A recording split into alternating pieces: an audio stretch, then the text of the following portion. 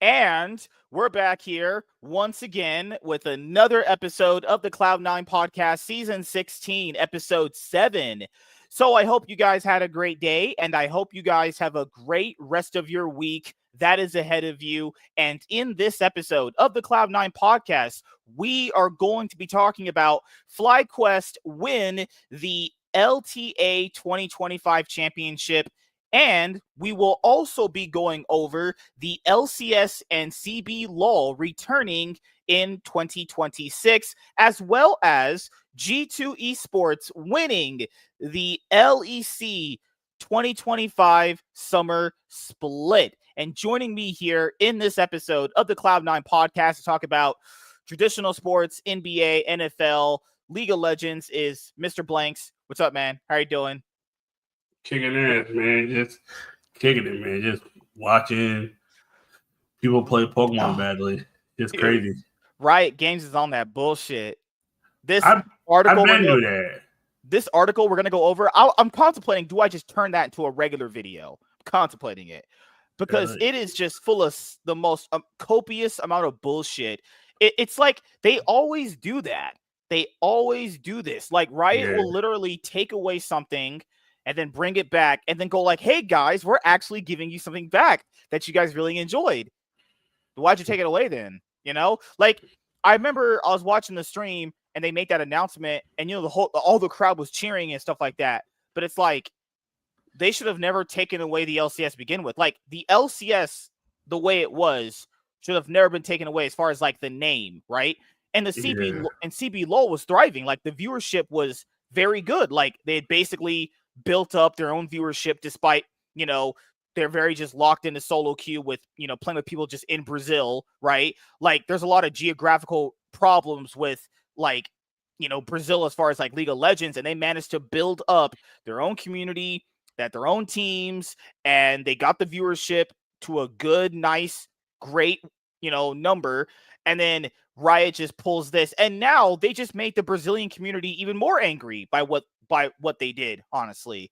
But we should probably go over Carmine Corp first. Good Lord. KLC.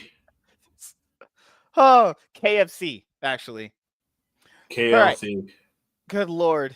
So the LKC. The other LCK. Oh, shit. Oh, my God. Okay, so we're going to go over the ending of the LEC 2025 Summer Split. Guys, G2 Esports ended up winning. There's also title. LeBron James got more championships than Humanoid. LeBron James. LeBron has more titles now than Upset does. Skumon in 1 year did more than Razork in 5. Just think about that. Like, God damn. Shit. Oh my God. Fnatic gets rid of Humanoid, they get to Worlds. There's also G2 Esports' team manager. Remember that guy Romain? He dropped their scrim results from the last week of scrims going into the finals. Oh, we got so much to go over here. So let's look at the finished, you know, tournament bracket for the LEC 2025 Summer Split. The LEC for 2025 is over, and G2 Esports has reclaimed their title and is now currently the best team in the LEC.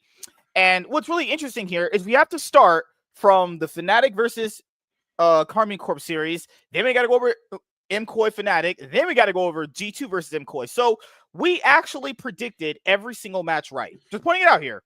We said Fnatic was going to win. We said Fnatic will lose to MKOI, right? Yeah.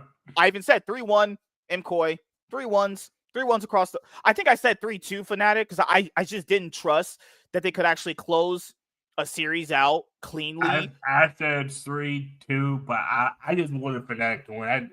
I did not want KC getting the Worlds. I don't want those crazy ass KC fans at Worlds. And then we knew it was going to be a G2 MKOI rematch in the finals. And I even said, if G2 lose this split, I don't even know what the quality of the LEC would look like. Like, I'm being completely honest with you guys. G2 was just the best team throughout the entire summer split. Oh yeah. There was not only was the split super dominant, I think they only dropped like 2 games. I think actually, when you look at the record, I think they only dropped 2 games because they went undefeated. Yeah, and one Team Koi. Yeah, because in the group stage, I remember they didn't drop. They didn't drop. They're 8-0 smoking on everybody. Yeah, so they went. Because it was best of 3s, right? So they went completely undefeated. So they went 8-0. So that's 3 more is 11, right? And then 3 more wins to that is 14. Then 3 more after that is 17. So they went 17-2 on the split. Yeah. All best of 5, all best of series. No best of 1 garbage. All best of 3s, best of 5s.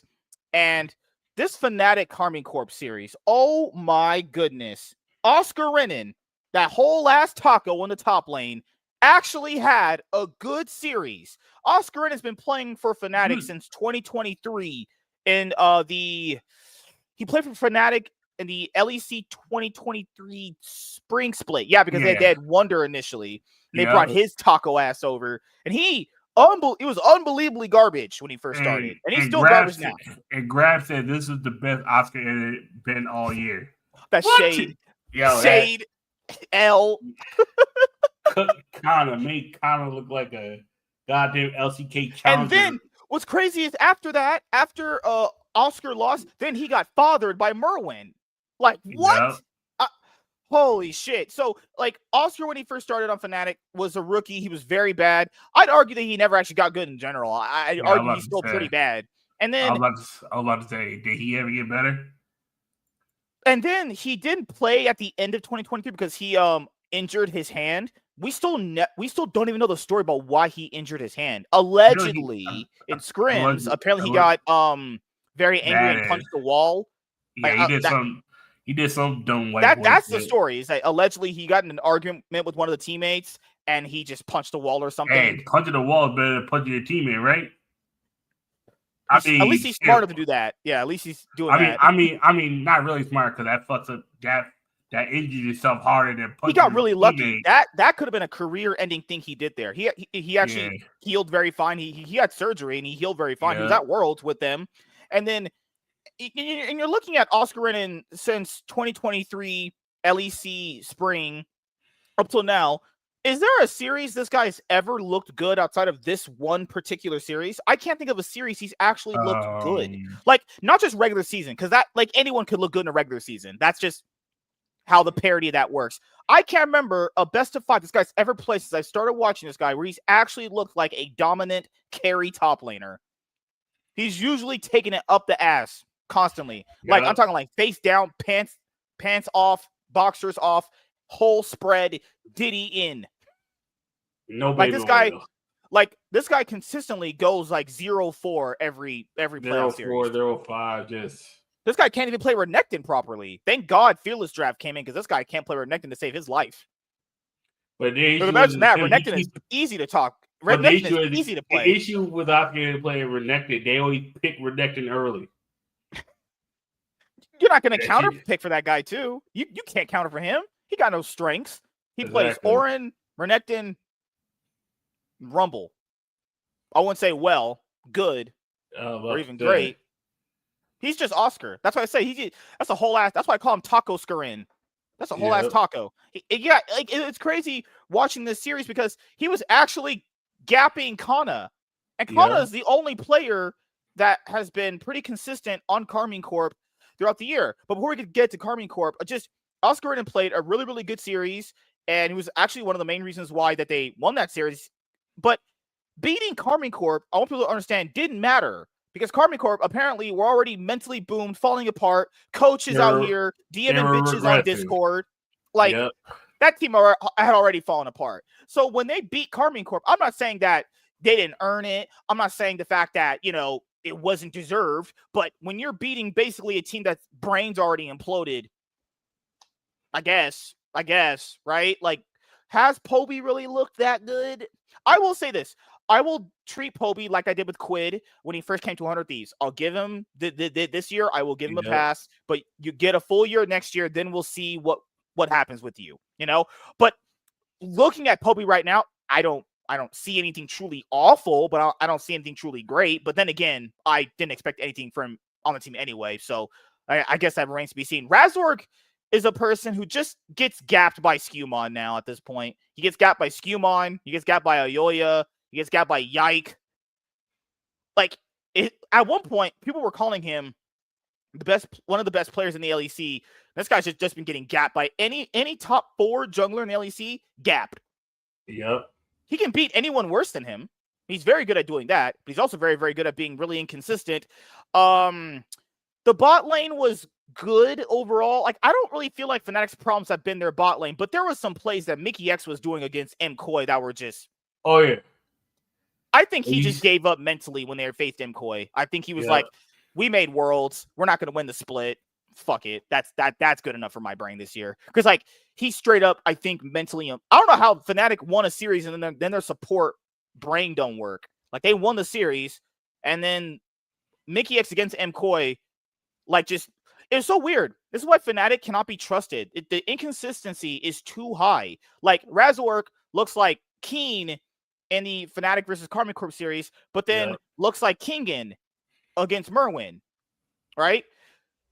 Other people don't understand. Oscar went 2-20 in the MKoi series, as opposed to his series against Karma Corp. Everyone's like, "Oh my god, Oscar!" I was like, Oscar's like, you know what's crazy? How League fans can just turn on people? They are sucking Oscars. Getting the Fnatic fans got on their knees. Oscar whipped out his 10-inch tamale. They had that shit all the way down to their fucking esophagus. Just dick throating this motherfucker. Don't forget he is Spanish. That means he was in Madrid. Shocks called this motherfucker hot. Said his gameplay was hot. You know his dick got hard as fuck. He ain't getting no bitches. Like Oscar is. Giga Inen. Remember Giga Inen? Giga Inen, and then he turned into Merwin's son within less than 24 hours. Yeah, I mean, then again, Merwin looks like a dad. Nigga, 22 balding. What the fuck? Nigga, lay off the goddamn grease. All that greasy food got you ball like a motherfucker. I think he got the. Merwin is 22 going on 50. Merwin looks like a sitcom dad. My two sons. Here, I'll show you guys right here. Express LOL is a fucking weirdo. He just obsesses with shitting on Fnatic. Not gonna lie, we all have that in common here. Oscar Renan in today's series, 2 kills, 20 deaths, 15 assists, 0.8 KDA. Oscar Renan in yesterday's series, 14 kills, 9 deaths, 24 assists, 4.2 KDA. How is this possible? 24-hour diff. Because he's not good. The reason why that happened is because he's not good. We've always said this here on the show. If you're a player at his level, whether you're playing top, jungle, mid, support, ADC, doesn't matter. At some point, a player as bad as this will have a series like that. Yeah. Whether it happens once, whether it happens twice, whether it happens 3 times. But just because it happens once doesn't mean it's going to happen again. Because if you look at this guy's body of work on Fnatic, he's not good. He's just a bad top laner. He's here because he cost a nickel and 4 pennies, and that's it. Do you guys think if they could afford Kana, they wouldn't have him on Fnatic right now? They probably would. I'm saying he's here because he's a cheap option. That's it. He's probably one of these players that you pick up as like a penny saver when you like, you know, people have penny stocks when they're doing the stock market and shit. He's not something you're thinking about long term. But if you're like, hey, if this guy ever had any upside, I could sell this guy. You know, if they had Irrelevant on the team, despite Irrelevant being pretty awful this year, I still say they would look kind of better. I don't even know what Oscar's role is. Is he a carry player? Is he a role player? Is he a BDS player? Not a BDSM player, I would say. You know, like I don't know. The 24 hours diff was actually insane to see like how he played against Kana versus how he played against Merwin. But keep in mind, the context here is Karma Corp mentally imploded. Like Kana straight up just gave up. Like I want to show you guys the disrespectful shit Kana did to this guy. He straight up didn't care anymore. Like all of Karma Corp didn't care. Oh, we'll get to be roasting Karma Corp here in just a moment. Merwin Gap. You know, he's an inconsistent player. He should not be in a top team. I'm saying this for more. Yeah, he's not inconsistent. No. Inconsistent would be like if he played 10 best of 5s and he was good in 5 of them and the other 5 would be bad. That's inconsistent. He's just not good. He just has never been good at all. That's not inconsistencies. He's just a bad player. Inconsistent would mean that like you win a good amount, but you could also throw a game too. It's kind of like what Hillisang was back in the day. Or like Blabber's now seen it that way. Blabber can have like 5 great series, but he'll have like 10 bad ones. You know what I mean? Like, it's just the way it is. Fnatic now ends this year. No titles. Ever since the creation of the LEC, Fnatic has as many dads as I've had in my life. None. Nothing. Zero. Nope. And Fnatic fans are like, but we got third. You know the fucked up thing is? All of Fnatic's title, all the people on Fnatic's title were from G2. Oh, shit. Just let you know. Oh, God. But Fnatic has titles? No. Mickey X has titles.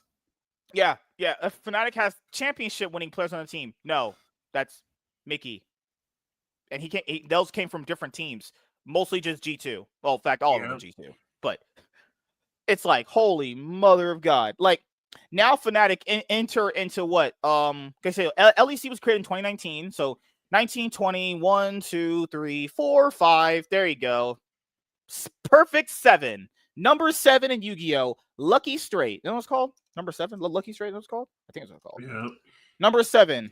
Yu-Gi-Oh! There we go. Fnatic have finally entered Lucky Straight. There you go. My boy's proud. Good job, Fnatic. Good job. You are now number 7 Lucky Straight. But to be lucky, that would be implying that you actually won a title. How have they not tripped over and won a title in 7 years? But I know people are going to go like, but MSK, they made Worlds. Doesn't matter. They're not winning Worlds. They're not going to win Worlds. They're not going to make top 8. They're probably going to go, let's be honest here, 1 and 2 in the Swiss stage, play a few best of 3s where they were in that position where they faced Weibo last year. They're probably going to be in that position, lose that best of 3, and then not make top 8. I already know the script. I've seen it too many times. Okay? So I'm supposed to understand, even if you make Worlds, that's fine. But since you're not winning Worlds, what else do you have to show for the year?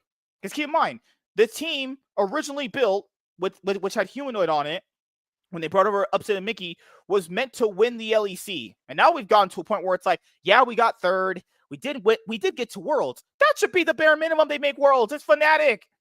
It shouldn't be like you were, holy, I hate you people. Oh. Like, yes, I guess if they made top 8 at Worlds, that would be kind of cool, I guess. That's probably not going to happen. I mean, it could happen in this dirty-ass, janky Swiss stage bullshit riots doing Worlds these days. That could happen. I don't think it will, but I think Fnatic will get clobbered by CFO. If they face CFO, they're getting clobbered. That team's too good for them. Like, I'm being honest here. Like, you have to have something to show for the year, and they have nothing to show for the year. Teams, so like, if Gen G or T1 don't win Worlds, that is bad for them because they have built like the best rosters. So you think like, okay, not only is their ceiling winning domestically, but they have this chance at winning Worlds, and they should be a top 2, top 4 team to do it. Western teams, guys, don't have that luxury. They're not winning Worlds ever. It's never happening. The only thing you have to show for your year is domestic success, because at least you can say, well, we did kind of win something this year. They won nothing again. How do they not win in these horrible splits? The LEC is bad. They should have beaten G2 last summer when we were doing the show, and they took that series and threw that shit out the wall. G2 literally just on their caps, is on his knees, just being like, hey, you guys can have a trophy. We don't even want it. Take it, please. It's every game. They even had a time where you had the season finals. Season finals was extra trophies it could have won. Just a random extra trophy you could just win on the year because season finals was a thing. No wins. Just nothing. You know? Like, that's Fnatic at this point. They're just happy if they make Worlds, which would be a standard for an org with that much success in the past. And what's crazy is making Worlds shouldn't even be a surprise for them. Guys, they've not missed Worlds since 2016. And the only other time they missed it was, I think, 2012. They've only missed 2 world championships out of all of them that have existed. So making Worlds is just the bare minimum with that level of track record. You know, they have. I don't know what Fnatic does in the offseason because they're not winning Worlds. Let's be honest here. They're probably going to get ass clapped by CFO, honestly.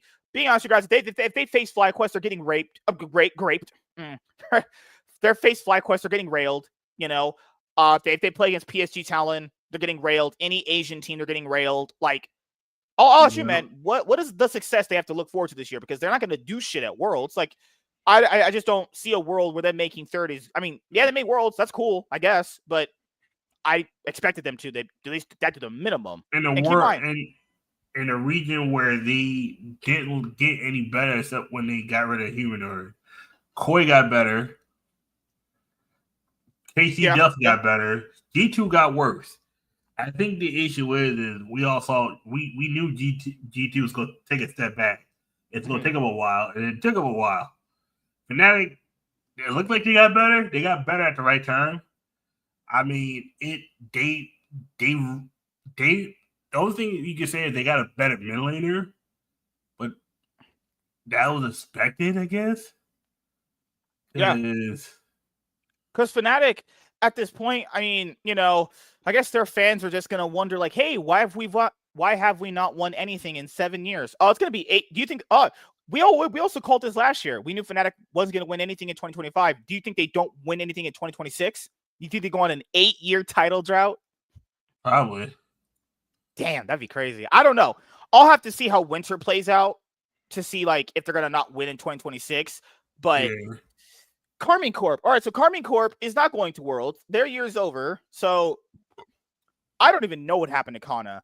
I remember last year, we were doing the show in summer. This man locked in Renekton like 8 weeks straight, just went into lane, just farmed, and then they just lost. I was sitting here questioning, like, why in the world would you pick this person up? He's like not even really even participating in the game. And then come this year, he just became like, you could argue, one of the best players in the LEC. He really, honestly played very, very well. He, I guess, got acclimated to whatever culture there is that is in Berlin or wherever they live, honestly. And he became a pretty strong carry top laner. Like, he was known that way in the LCK. But just the aspect that they would pick him up after what happened on DK was just wild. But then again, I'm able to understand he is facing players that are considerably worse than him. I mean, there is a difference between certain Korean players and certain Western players, but Kana did very, very well throughout the year. And it's really just kind of sad that people are only going to remember the very last series against Oscar Renan because he was absolutely giga running it. And what I also found out was that when Yike made that comment that they're the best team in the LEC and no one can beat us and we're unbeatable, they've not won a single best of 5 against another top 4 team when he said that. Just curse his whole team. Fucking Yike, man. Just went and curse his whole damn team. You put all that pressure on them because it's like, we just beat G2, this alternate team, but G2 we all knew was weaker. Okay. Yeah. Mm-hmm. It's like you were supposed to be you were better. But and then Yike, he didn't even visit. Like, anytime Kana was winning top lane, he never visited him. Even when he was losing, he didn't visit him. He just let Kana sit on the goddamn island by himself. Yeah, that was his problem on G2. Like, this is why I always criticize him on G2. He had very poor attention to who was winning a lane and to actually directly impact it. That's why I figured he wouldn't do well at Worlds because he was helping with Broken Blade. The issue is that's where he only went to. He didn't help bot lane. He didn't help mid lane. He only helped Broken Blade. Mm-hmm. Sometimes, but then he was always getting select champions where it's like, what the fuck are you doing? This is not the champion you need. It's like they always just gave him some bullshit ass champion. Yeah, it was like, and it's so crazy that Yike himself looks like he just gave up on his team, like just completely just gave up, and Vladdy was apparently getting so hard harassed by the KC fans after they lost it. He deactivated a Twitter account. He just deactivated that shit. He's like, fuck Twitter. He said the most base shit ever, that KC fans are annoying and they're the worst fan base in league. And then he's not wrong. And then the owner, Camel Toe, was like, it's kind of Vladdy's fault. It's like, oh, fucking hell. Jesus Christ. He's the one that gets harassed, but it's his fault. I don't get people in the world anymore. Kalist is by far and away the most overrated player to ever step in the LEC, for a player that was hyped up coming in versus what the expectations were versus what we got. He was voted Player of the Year in the LEC. He was voted Rookie Player of the Year. Rookie of the Year. I'll be honest, I don't know what this guy's been carrying. He's had like a few Jin games that have been pretty standout, like a few Jin series. He had a few Jin games in a few best of fives throughout the year. I was like, oh, okay. That's it. I don't know why people see him as this kind of big carry player. I just don't see it. I mean, I've watched every game this guy's played, and I just don't see it at all. And Target Moss, he's just a boosted trash support. I'm pretty sure that's been pretty noticed throughout the entire year. Just a completely ass boosted support. And the other thing to bring up with Karmine Corp is apparently their Coach Apples might be in trouble for match fixing, harassing women, leaking strats to match fix. Just apparently Karmine Corp were warned about that, but they didn't care because they just said he's good, he's fine. Like, all right, I guess, fucking hell. Like, I don't understand. Vladdy was having like an MVP level performance for Karmine Corp in winter. Keep in mind, he didn't have that performance along with Yike's performance in winter, along with like Kana's, because it was just the top side carrying the team. I don't think Close is really that impactful, nor was Targamas. That top side you guys are harassing as Karmine Corp fans was the main reason why you won a title. Then Karmine Corp, boy, we got finals at first stand. Yeah, in one of the worst competitive tournament formats I've ever seen. A team, basically, it was said, this built throughout the day, throughout the broadcast, that if they had lost to Hama Life, they pretty much do not make it in because they had already lost to Team Liquid, which was pretty much the deciding game right then and there because there was just not that many games, so every game kind of mattered. And they still managed to get in? That form, I wouldn't even really count that as a finals berth because it was just such a jank format. Yeah. Like, they should have already been out. They should have already been out from how the score line worked, but then they got in because Team Liquid just was so unbelievably trash. They couldn't beat Hama Life when Zaze was out here picking Kale first pick. Fuck. God damn. CFO just throws so hard because CFO's big problem is that they just kind of tilt when they don't win fast enough. So CFO just, throw against Karmine Corp, and then Karmine Corp are in the finals, and then Hama Life teaches them, yeah, you're just bad. Like, this year's, I hope first stand just gets better throughout the years because this year's first stand was just absolutely terrible. The format was bad. The fucking way the the tiebreakers and the matching, as far as like the score lines were all fucked up. Like, there was like your team could straight up go 1-3, and there's a chance that you could still make the next round. Like, what an absolutely terrible fucking format. And then Spring Split comes, and Karmine Corp, we're still pretty solid. They didn't really truly fall apart until Yike said that quote where they were just the best team. No one can beat us. We're just super unbeatable. We're just on another level in the LEC, something like that. And then after that, they proceeded to win no best of fives against any of the other top 3 teams. Summer Split, when you saw them in the first few best of 3s they had, you're like, what the hell is going on here? Like, they just looked so disconnected. Like, they were still winning. I think they were just winning because they had good players. Well, not talking about. I'll correct myself. They just had Yike and Kana because Vladdy had not been really playing that good. Yeah. Like, it was a team just carried by Yike and Kana, and then it got to a point where I was Kana because Yike didn't look good. Yike only looked good in winter. I'm sorry. And then it just got to a point I was watching their games and I was like, this is just not a good team anymore. It's just it's a group of just 5 players. There's no real actual direction. Their macro never really improved. They never improved on how to play side lanes. There were games. You remember back in spring where they should have just lost these games, but they just played this style where they just kind of waited till the enemy team just made mistakes into them. That was the only reason why they won any of their games in spring. And they didn't really play that style in summer. They were just, I would say they're just very good at what style they were trying, which was pretty bad. Then got to the playoffs. They faced and considering the fact that Karmine Corp this year are usually top 4 like Fnatic are, they're always going to end up facing G2 in some capacity first. So because they play against KC G2 would have won their split, it would have been KC versus Fnatic and G2 versus Koi. But KC throw at the very end against GX or somebody. Yeah, you're right. Yeah, they did. Yeah, they throw against somebody, lose they were undefeated. They beat Koi, and Koi leapfrogs them because I think because KC went to a lot of game 3s, like Koi too old a lot of them. It Interesting. was like Yeah. that dumbass shit. I was like, okay. And then G2, they smack around Koi 3-1.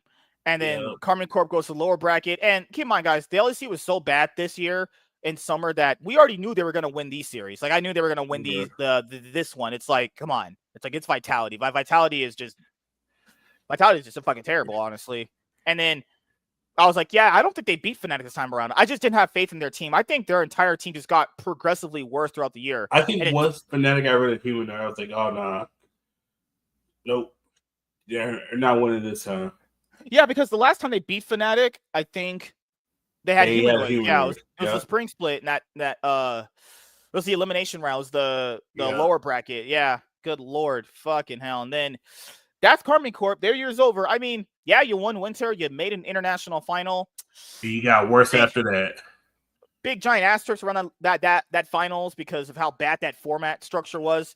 Also, I think CFO just completely gigged through that series too. Yeah, he did. Just God bless CFO sometimes. And then you get to MCoy and Fnatic. MCoy and Fnatic pretty much went kind of how we thought. Like after MCoy beat Fnatic, I was like, yeah, I just don't really see them beating G2. Did MCoy look weaker? Son, it was like Super.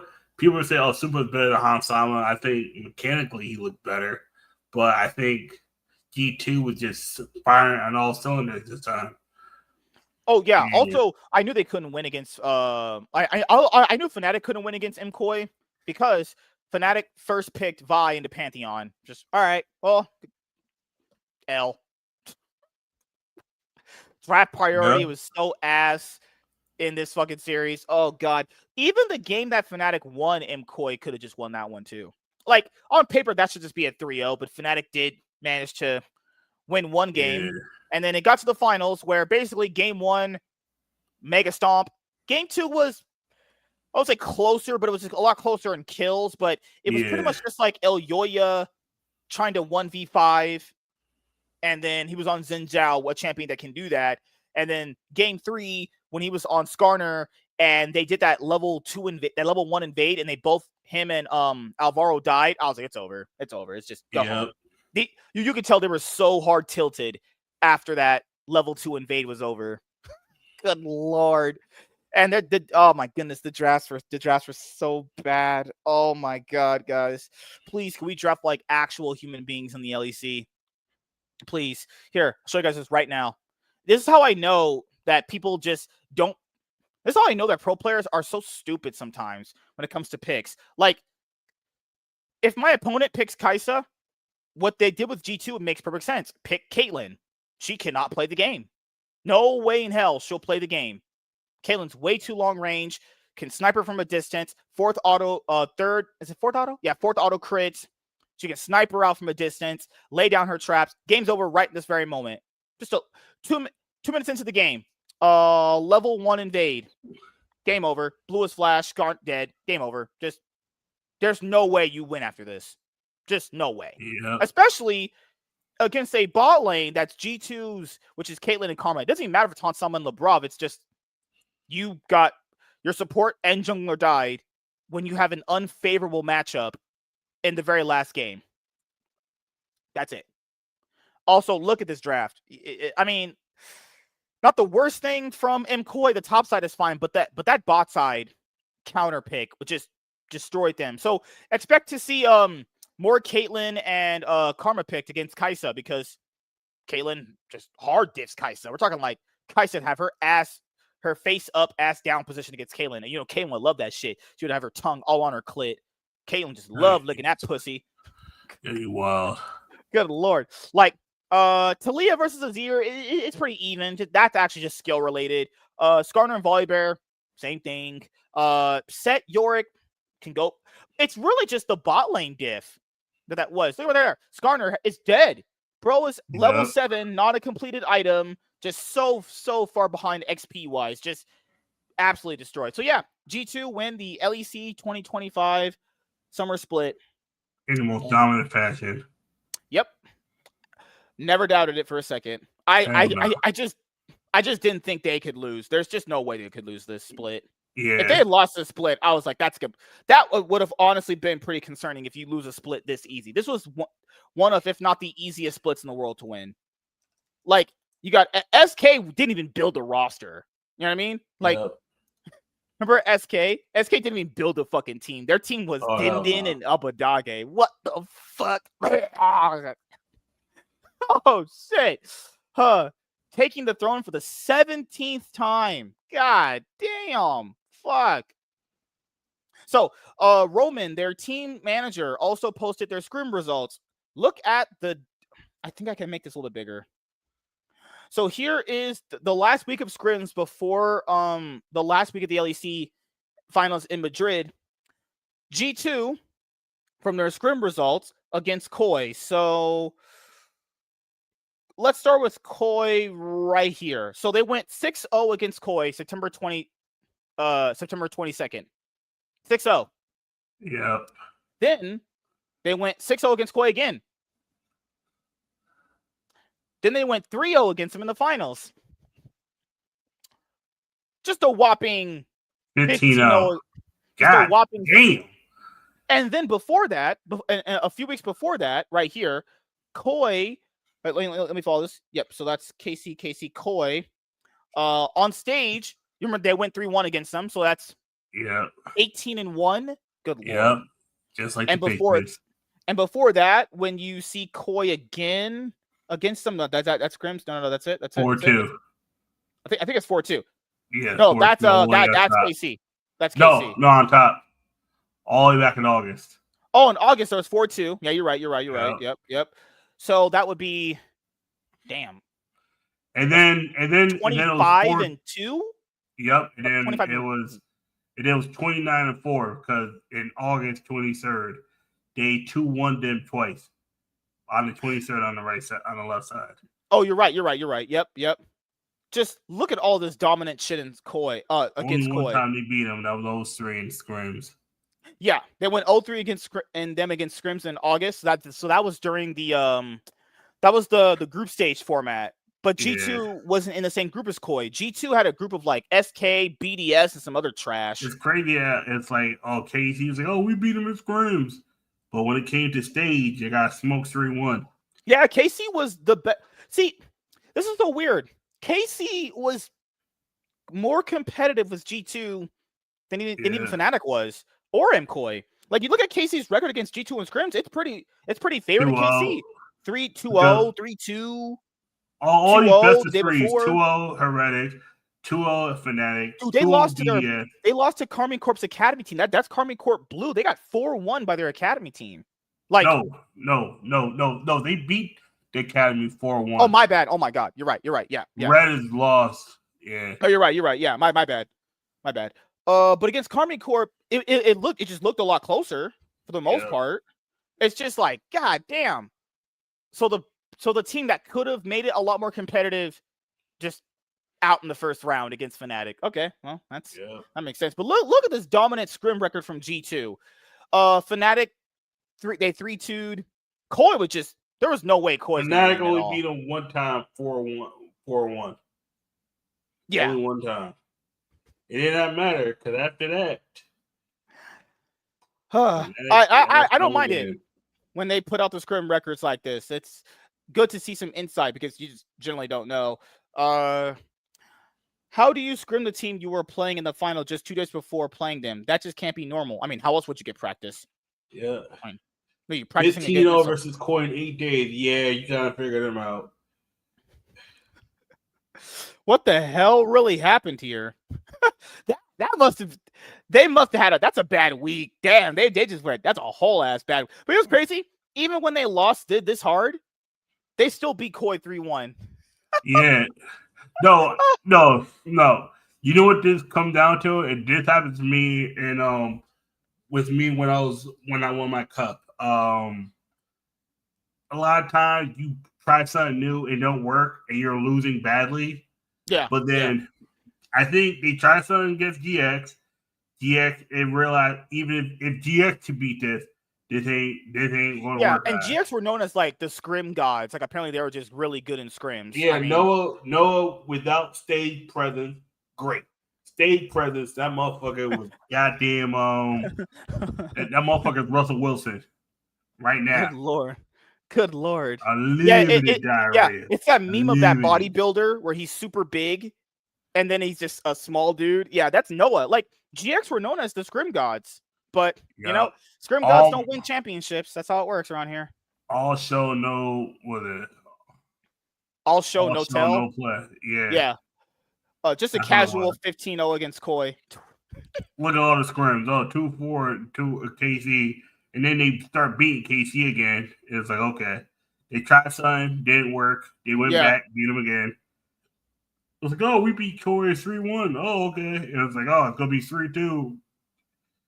Oh God. Yep. 18-1 against Koi during week 2 period. Absolutely insane. 2 weeks. Yeah, man. That's how it be sometimes. Fnatic in the second half, though. They didn't really have a second half. Fnatic's second half was horrible. It don't matter what you do in the second half. How you gonna be mad from outside the club when you can't even get in? Chris Brown be saying? Fnatic in the second half, they were what? They won. KC talked about, we could beat G2. It don't matter when you can't get the worlds, bitch. Yeah. You know I'm happy KC ain't make worlds. I'm happy like a motherfucker. KC ain't make worlds. Houston ain't make the playoffs. I don't know. They get to lose. I don't give a fuck. Houston ain't winning the World Series this year. They can eat a fat dick. As long as the Red Sox don't win either. I'm gonna try to go to a KC League of Legends drama. Like I was trying to look for it, but it was like, we didn't achieve what we wanted. Got L's. They banned me. I was just typing. I was spamming L's. L. Y'all talk all that shit to eat a dick. I know that one got me banned. I did that on my secondary account. You talk all that shit to eat a dick. They banned these. I turned around. I got banned 6 minutes later. God, this dude, man, these KC fans are so delusional. This one guy, I read the comment. Don't let me find you. I was like, hey, don't let me find you because I'm gonna fuck your mom. Put it random. This dude was like, we won winter and we got to the finals of first stand. We were gonna build a dynasty. I was like, how you gonna build a dynasty when your ass can't even get to MSI, nigga? Y'all lost the clearance. They made a finals in the worst formatted tournament in the history of league. Congratulations. Y'all lost the clearance in one split, and then you lost to Poby in the next split. Get the fuck. Your top laner got capped by Oscar. Yeah, I can't talk. They had something happened to the point where they took their best player and his brain exploded. Something happened. They had the best top lane in the LEC, maybe top 3, and he straight up just gave up on his team. I don't know what the fuck happened. Yeah. Hey, Apples is suspended, but apparently Apples would leak scrims. Hey, Apples, can you post KC's scrim record? You don't got a job anymore, so you know. I'm about to say, now you gone. If they suspend you, if they bring you back, they're delusional as a motherfucker. Oh, holy shit, man. KC drama. And apparently these are like open secrets in the scene. And this is why I have a big problem with people in the league scene where they're all virtue signaling. And they always do that thing of like, but it's horrible behind the scenes. It's this, it's that, and it's that. Like Dominate. And I like him too, but he'll be like, but there's problems for women in the scene. Then why don't you point them out? Why don't you say who it is? Do you know why? I know it's not as serious as they're saying, because if it's as bad as what they're saying is, they would say the name. If you care that much, say the person's name. If they don't have 100% proof and you say it, you have to be careful. The issue with it a lot of times, it is virtual signaling, but a lot of times they have proof or they have information, but they don't have 100% concrete proof. Because that could be misled as defamation too. Yeah, that's the issue. A lot of times there's hearsay and then motherfuckers don't have proof. It's like, oh, we know who doesn't like women in the scene. All right, cool. Say the name. But you can't say a name because it might be the individual you're going to say, but then there might be other individuals that get leaked after. And someone you're close to might get leaked. A lot of times, that's what I realized. They can say the name, but if that person starts talking, you And like, then remember Shocks when that Whipple situation came through? She was like, I'm glad a lot of men spoke up about the systemic issues with women in esports. And it's like, if you know what these are issues, why don't you say them? You yourself have a big platform. You could say who it is. The reason why we know it's not as bad as what she's saying is because she refuses to say who it is. Then is it as bad as what you're saying is? Because all the men gave you your job. You got your first break by Thorin.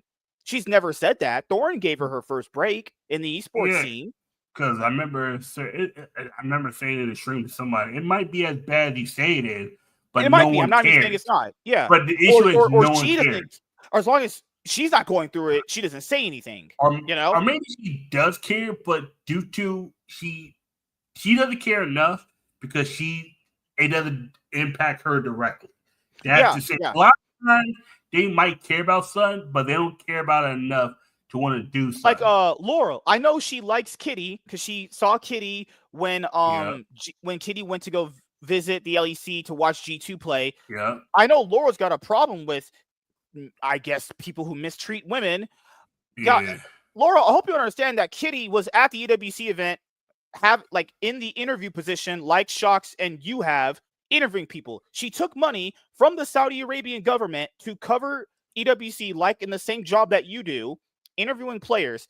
And apparently she was very happy that FlyQuest suspended Bwipo for his sexist comments. Meanwhile, she's going to cozy up to Kitty, someone who went and took the Saudi bag where they actively might allegedly murder women. This is the problem I have with people. Why is that she's going to call out Bwipo? That's totally fine calling out Bwipo, but if Kitty does it, it's totally fine, right? Said it to her on Twitter. She didn't reply. She knew what the fuck she did. I ain't getting a reply back, and she know I was right. Fuck that stupid bitch. God damn. Can this shit apply evenly? You know? Bwipo literally just said, before Bwipo even said what he said, I think women don't get enough help in esports.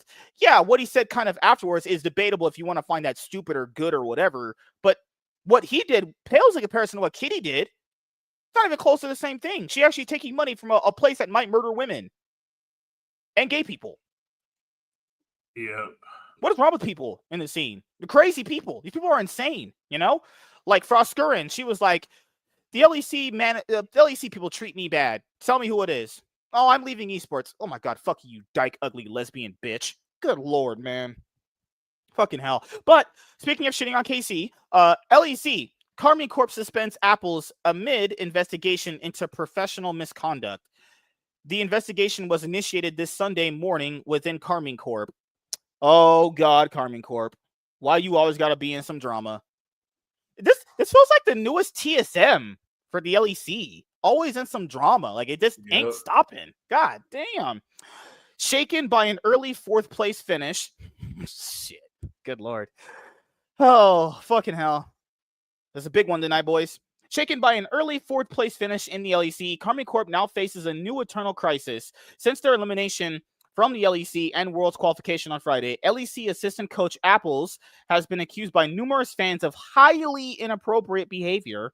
With the club's reputation at stake, Karmine Corp launched an internal investigation on Sunday and announced the immediate suspension of the assistant coach pending the investigation's outcome. Interesting.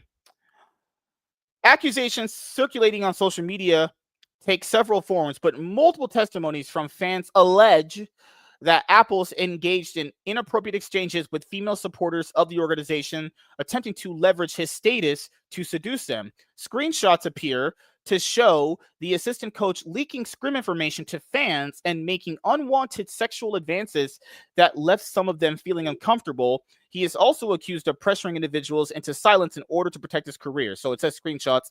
Let's just right click and see what these are. Oh my God, look at all these damn leaks. God damn it. Apples who leak absolutely everything about our LEC/LFL scrims, etc. to some girls. Sit, nigga. Got no. He better not be leaking these to Looney Tunes, pretending these are women. Woo! Karmine Corp out here supporting Looney Tunes. That would be the most hilarious. He better not be leaking some pussy. That's why he better not be doing that too. Oh God. This is Apples here. This is a Discord account. Got the whole coaching staff on it.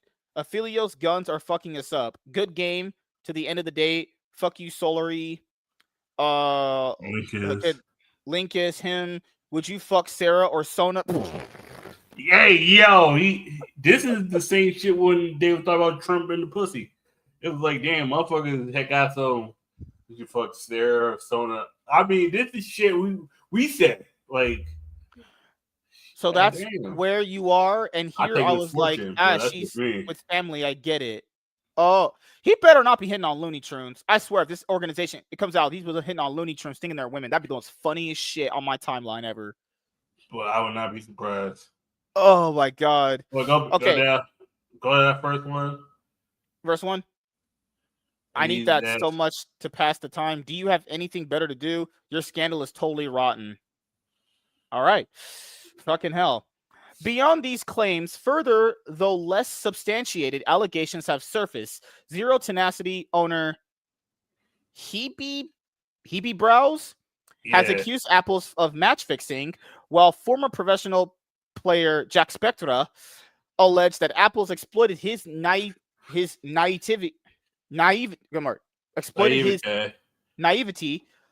to undermine his career opportunities during the offseason.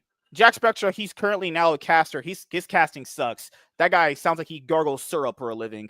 Good lord. Camel Toe, the organization's CEO, immediately addressed the situation during a stream this Sunday evening, just 2 days after Karmine Corp's tough loss. He reassured fans, stating Karmine Corp will always stand up for the victims. You didn't stand up for Vladdy, your fucking mid laner who got you a title. That's threw that motherfucker all the way under the goddamn bus. Suck my dick, nigga. Y'all threw him under the bus that y'all were driving. Went over him, reversed back, ran over him again. After he lost, you threw him under the bus again. Y'all niggas ain't shit.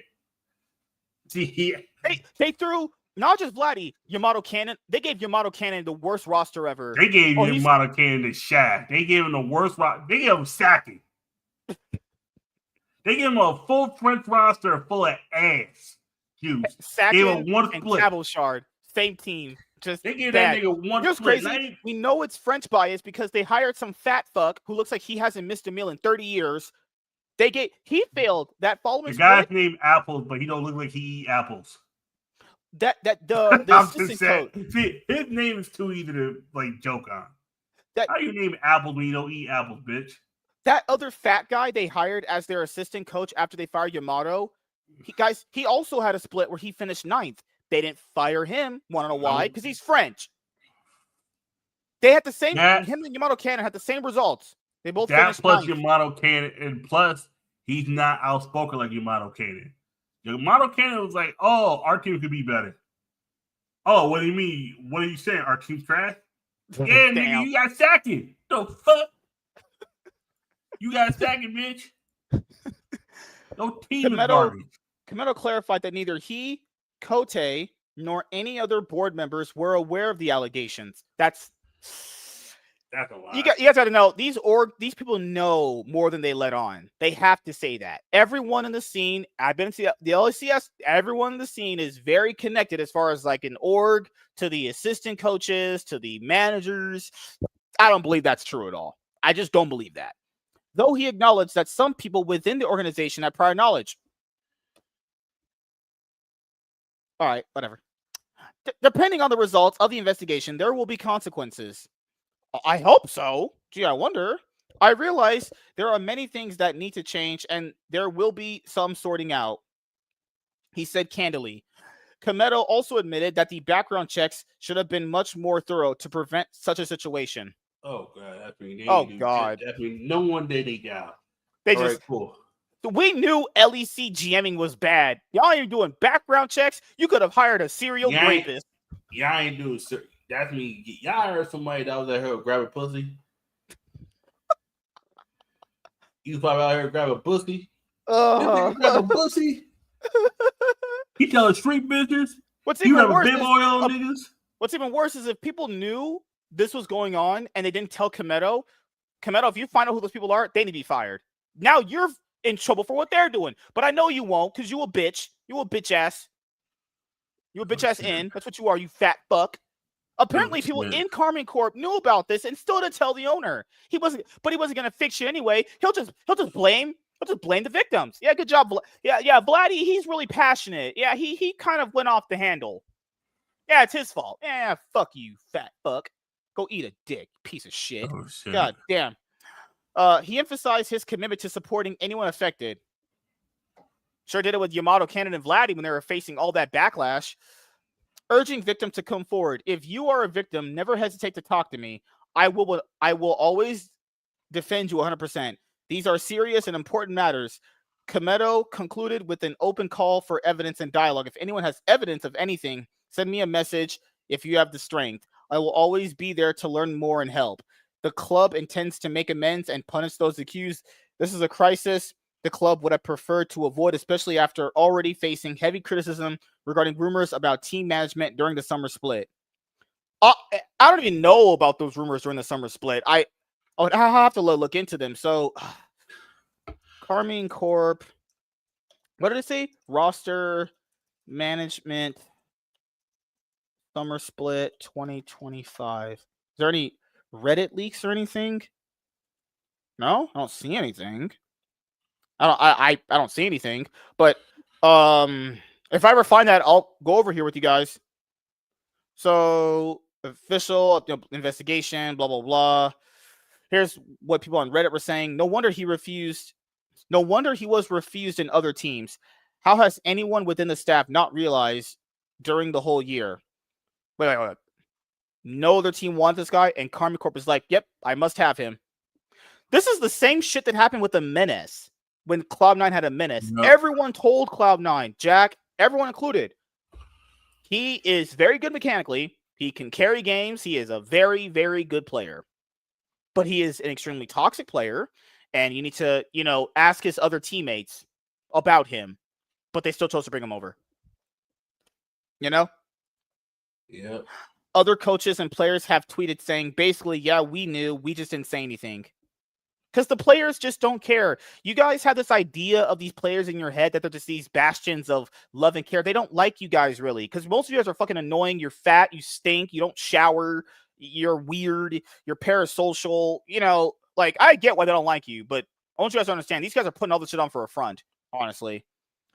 Being a predator to women, being an asshole to multiple people in the scene, match fixing and forcing certain drafts and leaking it. There's a lot. No wonder the atmosphere around the team was fucked. He's also the one taking care of Vladdy, and there's a few rumors about Vladdy with gambling addiction and other shit. No wonder there's drama with him, and he's only 19, and look what he has around to guide him. What's depressing is how this is only coming into light now. This guy's been doing shady shit for at least 3 years. Clicks are really powerful in esports, and majority of organizations didn't take any lessons from Method Joss situation because it was WoW instead of a major esport. Instead of major esport despite an org issue. Who are we talking about? The assistant coach Apple's guy who gave an interview that was on front page yesterday.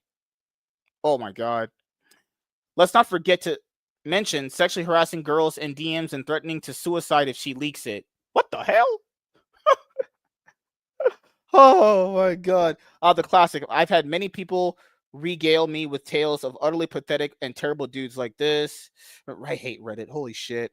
What a weirdo. And according to many people, a lot of people in the club knew but did not say anything until it got public. Edit. Even worse. People knew 2 years ago.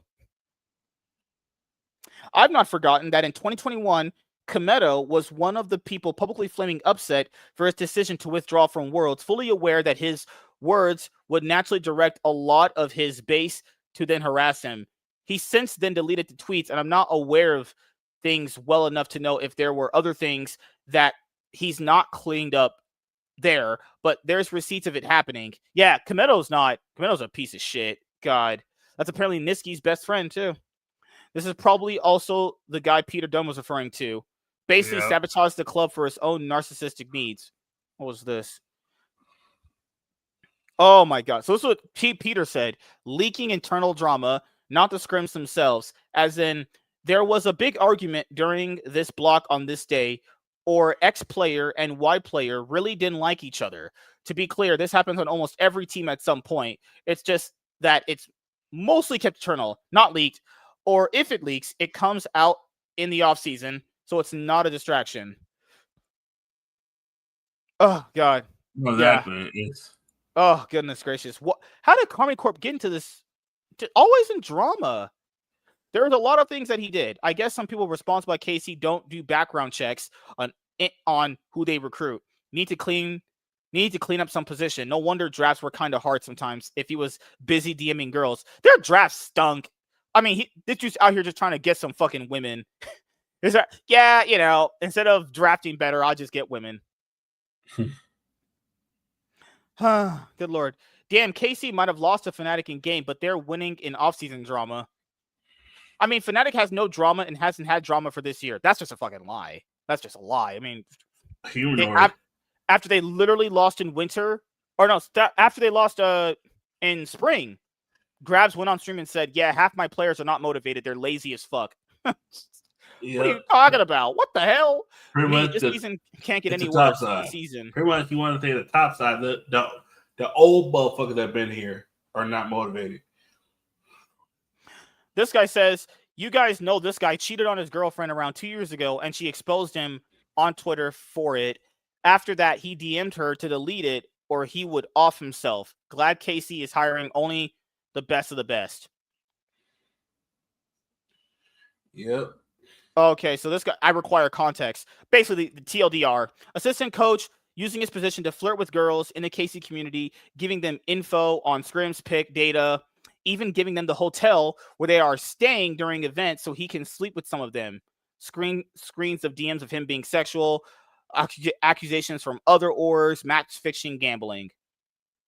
So you're telling me everyone besides the whole org knew how much of a piece of shit Apple actually is? Right. How unprofessional KC has been since the beginning, even outside of League, has to be studied. This cannot keep happening. Being a fan of this roster is so fucking miserable. Man, I already can't stand half of the fans, and even the org is rotten. I want to see the players do well, but at the moment, I'd rather see them leave unless KC gets their shit together. Not surprised the team imploded when this is how the people around them are behaving. But I guess it makes me feel better about it not making Worlds, because I'm sure there's a fair chance this would have been kept. This would have kept on getting swept under the rug if everything else seemed like it was fine. Yeah. Shit. God. Another successful KC hate watch. Yeah, I'm just gonna be at this point. I just want them to lose every single time in the LEC at this point. Oh yeah, until they just fix their fucking management. My coach in charge of the draft was DMing girl instead of chasing Worlds qualification. I want to cry. Why, man? Think only through their dick. Chasing pussy instead of chasing success. That's why simps don't win. KC should worry. Kameto should worry less about taking players' visas and phones if they ever get to Worlds, that is, and focus more on checking the creeps he hires on his team. Oh man, they were just eating this dude alive on Reddit. Holy shit, he was getting fucking fisted, honestly. Yeah. Oh God. So that is apparently the drama. KC's assistant coach Apples is a simp and basically imploding the org from within. And then so KC fans were like, is Kana gonna leave us? That's the least of your worries. Yeah. Kana leaving you. Shit, Kana leaving might have to be a blessing. Oh yeah. God. I mean, you're probably right, because Kana leaving would imply that, hey, you lost this guy because you hired a piece of shit and he employed your team. And he's not going to sit there and just do it. I would hope Kana leaves, honestly. That would be a great thing, actually. So, FlyQuest win the LTA 2025 championship. 100 Thieves, God forbid, Lord Jesus Christ, upset by Vivo Key Stars. I don't think that's upset. You don't think so? Nah, because 100 Thieves shouldn't even be here. Yeah, it's just kind of bittersweet that that's their last series in, I guess you could say, North American League of Legends, and they didn't win it. I was hoping they'd at least make the finals, or at least win one of the trophies on the way out, but didn't happen. VKS just, I'll be honest here, I think 100 Thieves that day just played uncharacteristically really bad. I think that was just... You know, they did, but they But I think River what just had it a is, really bad series. I River think just ran it 100 down. Thieves played up to the competition a lot more. In that day, they played like how they were usually. You think it was the stage? It looked like Quid just wasn't playing like he normally would. It felt like Quid and River just massively underperformed. Like people can say bot gap, but their bot lane. No, it was bot gap. It was bot gap. Ayla No, was it's like their bot lane was never super dominant anyway. Ayla looked like, bad, and Dokla didn't look himself Dokla was just either. running it. He was just every game running it. Yeah, like when they lost to VKS, I was like, "Yep, that sounds about white."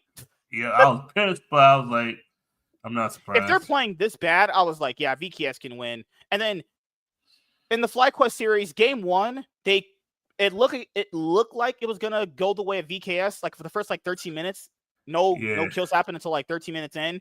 Then Masu got a quadra kill on Corki, and then the game was already over. Basically, these last FlyQuest VKS series have basically just been Busio highlight reels, honestly. Yeah. I mean, their jungler, their support, Trimby was getting his ass blown out, support gapped by Busio. Just holy shit. So now we got to talk about the other big news that came out. So this actually has now made the Brazilian fans actually dislike Riot even more now. So, okay. So if we go off of what just recently happened with the LTA 2025 championship, Red Candidates beat Shopwire Rebellion, and then Vivo Keystars beat 100 Thieves. 100 Thieves 6-0'd. 100 Thieves beat Pain, and then they beat Red Candidates, but then 100 Thieves lost to Vivo Keystars, right? So what was the series record? Yeah, it basically NA won 3 series and Brazil won 2 of them, right? Yeah. Brazil won. No, FlyQuest beat Vivo Keystars twice, so that's 2. 100 Thieves beat Pain and Red, that's 4. And then 100 Thieves lost to Vivo Keystars. Yeah. And then Red Candidates beat Shark Rebellion. That's it. Yeah. It's 4-2. So NA still won more series against Brazil. So this is where the big problem for me comes with Riot. Because just bringing back the LCS isn't going to work. There needs to be massive change for this to work. And I agreed with David when he had his video, because now they lost a lot of viewers between the LCS and CBLOL when they did the LTA rebrand. Now they have to work twice as hard to get those viewers back, or those viewers are going to come back because they just didn't like that they changed the name. Could be either or. It's a very either or situation there. But then we learn that basically the seeding for Worlds and MSI and First Stand return back to normal. But essentially this time around, for First Stand, Brazil would send one team, because it was a combined cross conference this time around. So Brazil didn't send a team to First Stand, which fucked up the format because there was an odd number of teams. You had 5 teams instead of 6, which gives a shitty format that Riot had. But that was a different story for another day. So now we're at this point where CBLOL feels like they can compete with NA, and then they now only get 1 seed for First Stand, MSI, and Worlds, when now they personally feel like they've kind of leveled up and they kind of want at least a 2nd seed. And Riot doesn't even give them a 2nd seed. That's why the Brazilian fans are mad. Their league that they built up with a lot of viewership got cannibalized for the LCS that was on the decline. Then they lose legacy orgs in Brazil. Then toward the end of the year, they do end up beating. They beat Shopwire Rebellion. That's all right, I guess. They beat two of the bottom tier teams. If they were going to get the top 3 teams, they should have been FlyQuest, Team Liquid, and C9. C9 regressed. Team Liquid definitely regressed.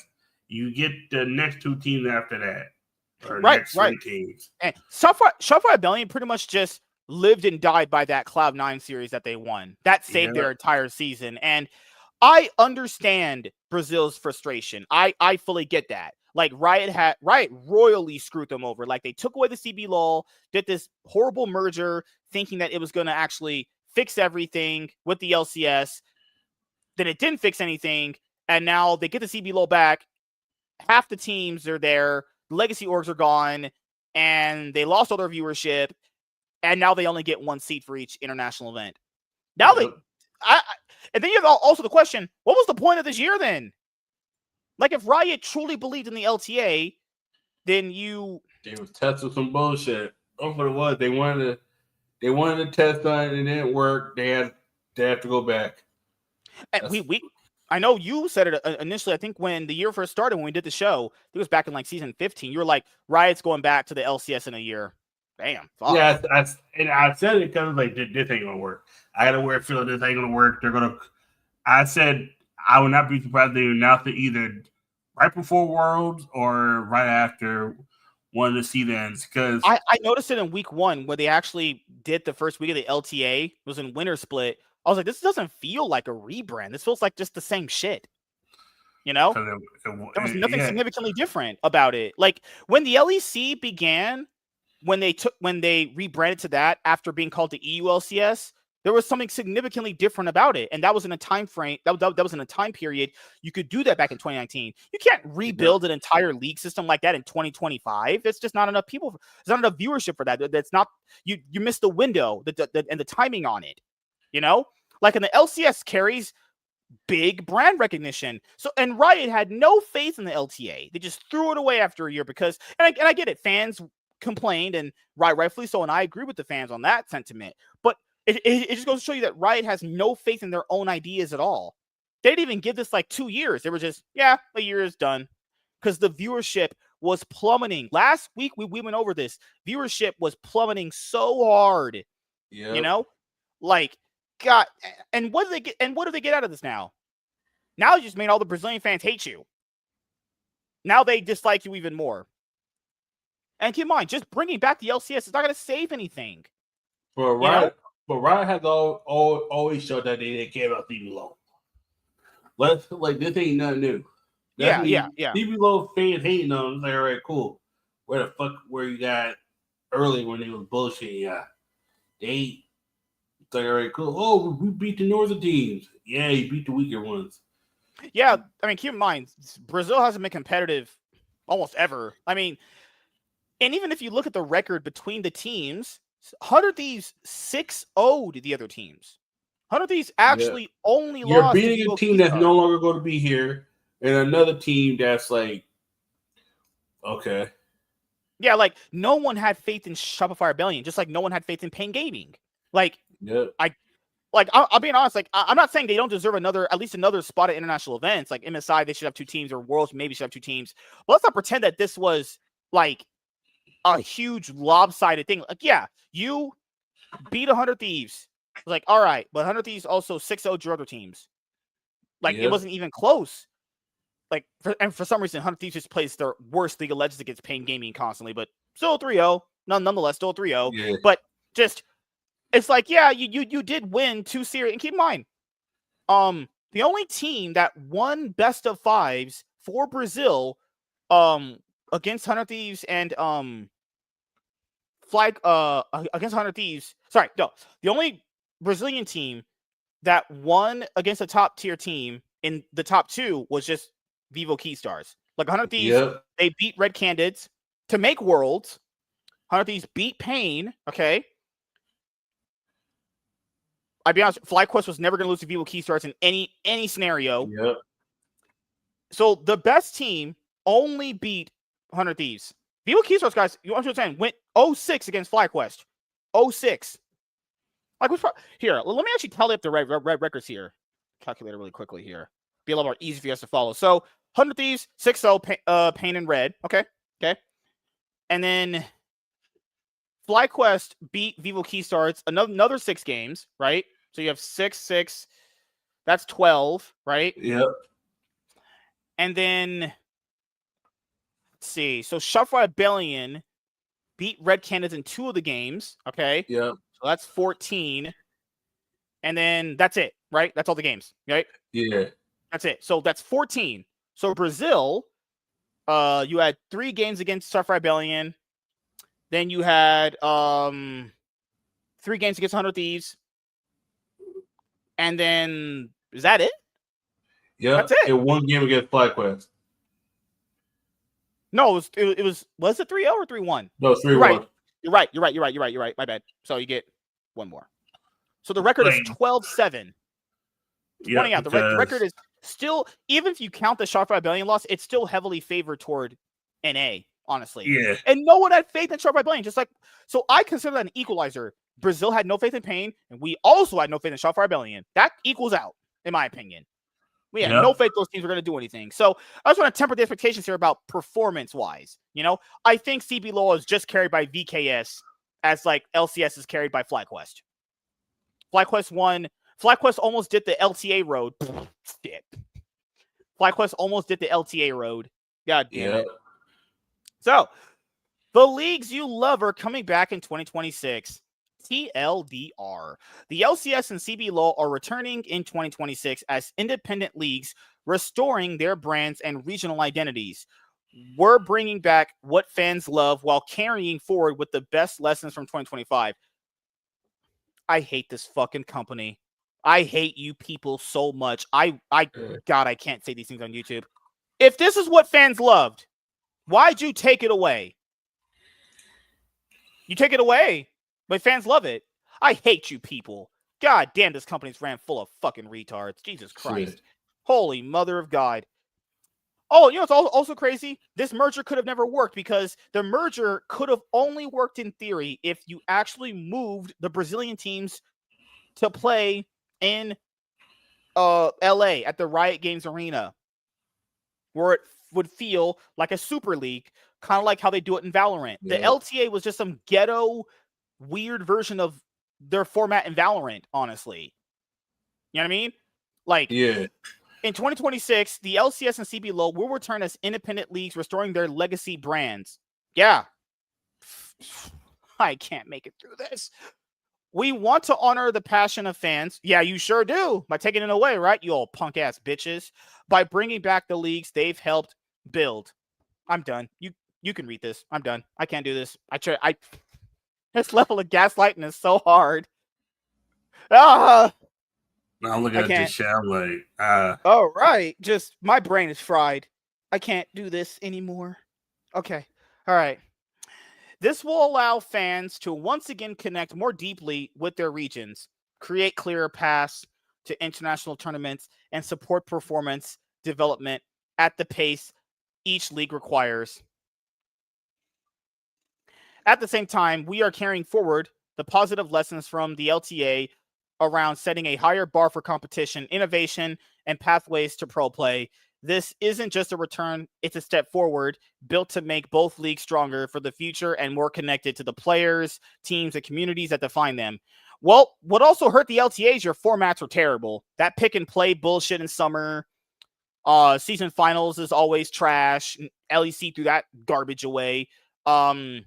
Spring split format, that gay positioning phase that meant nothing was bad. Winter format was horrible. You basically played 2 best of 3s. You lost those, you're out after you already waited 4 months to play. This formatting was horrible. Why change? In 2025, we introduced the LTA with the goal of raising competitiveness across the region, creating more high-stakes matchups, and looking for innovations that weren't possible under the old structure. Okay, if that's true, then why are you going back to it? Fuck off. This was part of a broader revision of the global business model of LoL esports, including the launch of the global revenue pool, designed to give the ecosystem a stronger path to long-term sustainability. You didn't have that before this happened. The fuck? The LTA delivered valuable learnings. Yeah, I wonder why. But it also became clear that fans feel the deepest pride and connection to their original leagues and miss the element in LTA.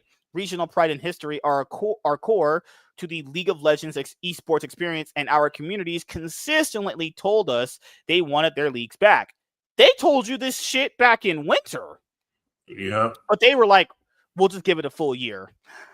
Not just the LTA wearing the old brands, but a true restoration of the leagues. What's coming black?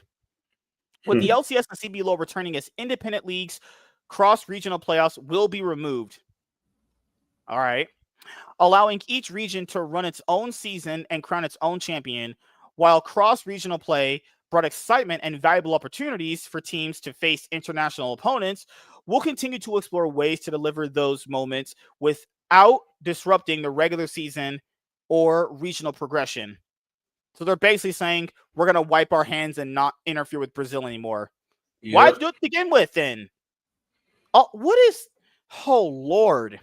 With the removal of cross-conference play, each league will also regain more days in its calendar for regional competition. This creates room for longer splits and simpler formats, making schedules easier to follow, giving teams more time on stage to hone their skills, and providing stronger support for competitive play throughout the year. Another key part of the return to independent leagues is the restoration of international qualification, which will return to the 2024 model and include first stand as well. First stand, LCS and CBLOL will each qualify one team. MSI, LCS will qualify 2 teams. CBLOL will qualify 1 team. Worlds will qualify, LCS will qualify 3 teams, and CBLOL will qualify 1 team. So CBLOL qualifies 1 team throughout each of these international events. So I will say this here. This was the format for Brazil and LCS for a while at this point. That was the format. You know? Like, Brazil has always pretty much just sent 1 team. To be fair, I still don't even know what team I'm gonna be rooting for in the in Brazil. I kind of like Furia's logo. I think Furia's logo is pretty damn cool. I don't root for any of them. I just hope whoever wins not shit. That that's gonna be a crazy thing to not look forward to for these players. Saying because as long as Robo's not on the team. Because I never want to root for Loud. So I'm like, yo, Robo's still there? This motherfucker's the definition of average. Average. Good Lord. Motherfucker make Oscar Ennis look like Dave's. He does. Like, does Loud still have talkers? Not his name, not talkers. That mid laner, that legendary mid laner that's been in Brazil forever. He's their mid laner. Oh my god, I think he retired. Loud mid laner. I forgot his name. Good Lord. I think his name is Tinones. Yeah, they still have Tinones. Like, they still have Tinones? Damn. That's an L. They have that new guy that LS is hyping up, Griffin. But if you're an LS protege, good Lord. All right, that's enough there, honestly. LS on someone's nuts, not surprised. Orange Adventure says, this is why leagues always struggle. Way too fucking exclusive for the size of the market/player base.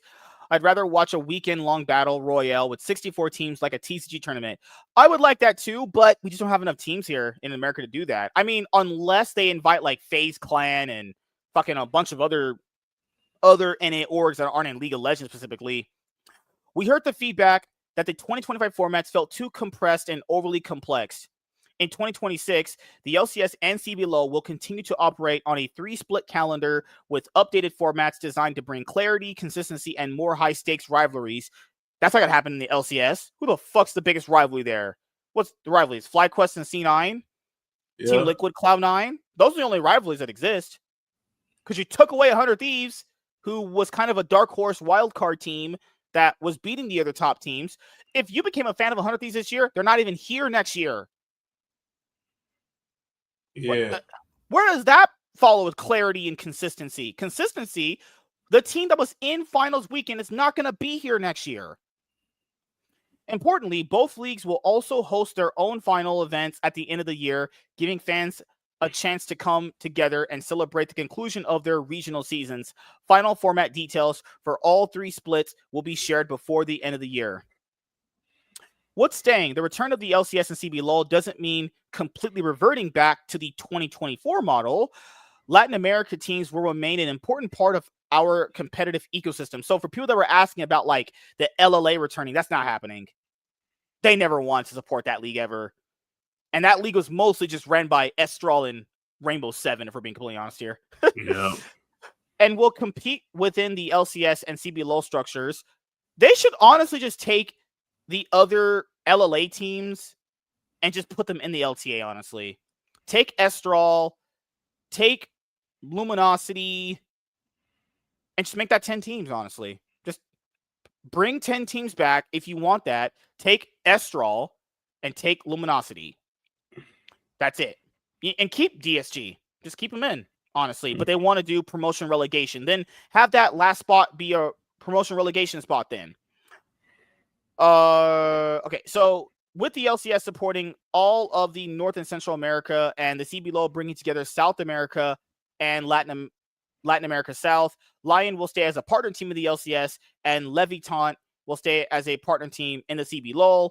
The LLA itself will not return as a standalone league, but its teams and players will continue to have a home at the highest level of competition in the Americas. Okay, if you think that's true, give them a spot. Put 2 more teams in the LCS. Give me some more tacos. I already dated their women before. I know how they taste. Both leagues will continue to feature a guest team slot in 2026, with the LCS welcoming a team from the NACL or LRN, and the CBLOL welcoming a team from the CD or LRS. We saw real value in testing new partnership models and using the guest slot to better connect Tier 1 to Tier 2, and we will continue to strengthen Tier 2 to improve the path to pro for aspiring players. No one cares about Tier 2. No one watches that garbage. You know who's the best team in that shit? Ex-LCS players. Tactical and Tomo. Exactly. I don't care about that garbage. While the 2025 formats felt complex, they helped us solve key pain points from 2024 around calendar scheduling, gap weeks, and keeping most competition days on Saturday and Sunday. In 2026, we'll maintain this consistency while introducing formats that are simpler and easier to follow. I got it for you. Double round robin, best of 3s, 4 or 5 weeks, playoffs, double elimination. Top 4 get double elimination. The other 2 teams don't get it. First seed gets to pick their opponent. Second seed gets the other opponent. That's it. Keep formats simple. Stop changing them every single split. Finally, the behind-the-scenes collaboration between internal teams and regional offices sparked creative ideas such as the LTA fantasy experience that will continue to build on even as the LCS and CBLOL return to operating independently. Looking ahead, planning is still underway, and we'll share more details as we prepare for the 2026 season in the coming months. Your passion and feedback made it clear that change was needed by bringing back what fans know and love while carrying forward the innovations and lessons we've learned. Oh, you learned nothing. And you know what's crazy? Fuck the rest of this dog shit that they're talking about. Fuck this fucking company, man. Holy shit. The person that made these decisions isn't even probably going to get fired. These people just keep failing upwards. The person that made the decision to make an LTA cross-conference is still not going to face any consequences for ruining both leagues. LCS was already on the downward trajectory, but CBLOL was growing a little bit. A lot, actually. Didn't matter, honestly. So, yeah. Fuck you, Riot. You can suck the fattest part of my dick, honestly. Eat my pussy. God damn. Man, people smoke crack, and you shouldn't do that. Even when they called it a merger, the league still felt different. You know? And keep in mind, there was no, beside us, because we do the show, right? If I wasn't doing the show, there wouldn't be a reason for me to go and watch Brazil, really. You know? Like, if we weren't doing the show, what would be a reason, just beside from liking League, you would go and watch them? You know? Like, I don't even know what would be the reason to do that, honestly. You know? No, exactly. So, also, like, that also works vice versa, too. You know? Like, they weren't going to watch our teams. We're not going to watch their teams. I watch their teams, so I know what they are, so I can give you guys a more informed opinion about them. But if I wasn't doing this, why would I really watch Brazil like that? Oh, I watch it for law because I'm going to put my tongue in her ass. But that's a different story for another day. So, yeah. So what was 2025 then? Just a year of nothing. Just a year of bullshit. Yes, it was. Logos trash.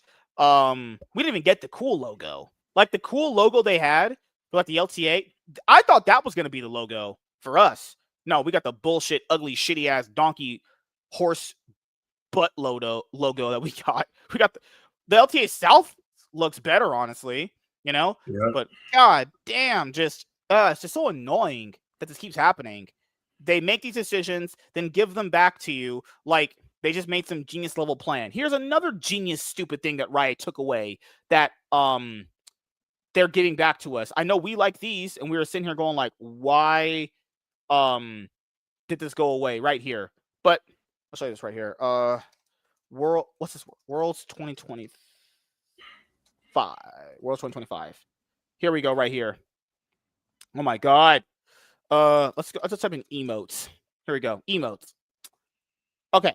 Oh my god. Fucking hell. World emote. Oh my god. Fucking hell. Oh, give me a sec. Worlds 2025 emotes returning. Here we go. Yep. Here's another thing that Riot's going to give you guys back. New LEC. Oh my god. I meant the Worlds ones. God damn it. I said Worlds and they gave me Sheep Esports. God damn. AI mode. Let's go to AI. Yes, right here.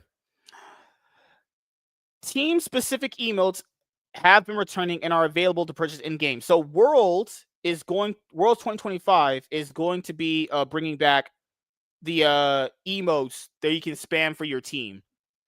People always like them. Why did you take them away? That was a direct way to support the teams for competing at Worlds. Why did you ever take them away?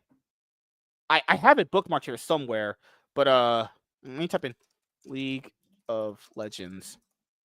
But anything you want to say, man, before we close out in a little bit? Man, Riot ain't never companies. They never admit they made a mistake if it doesn't result in legal action. None of this is going to result in Nothing. We fucked up. Sorry. It's simply like, sorry. Yep. we're just going back.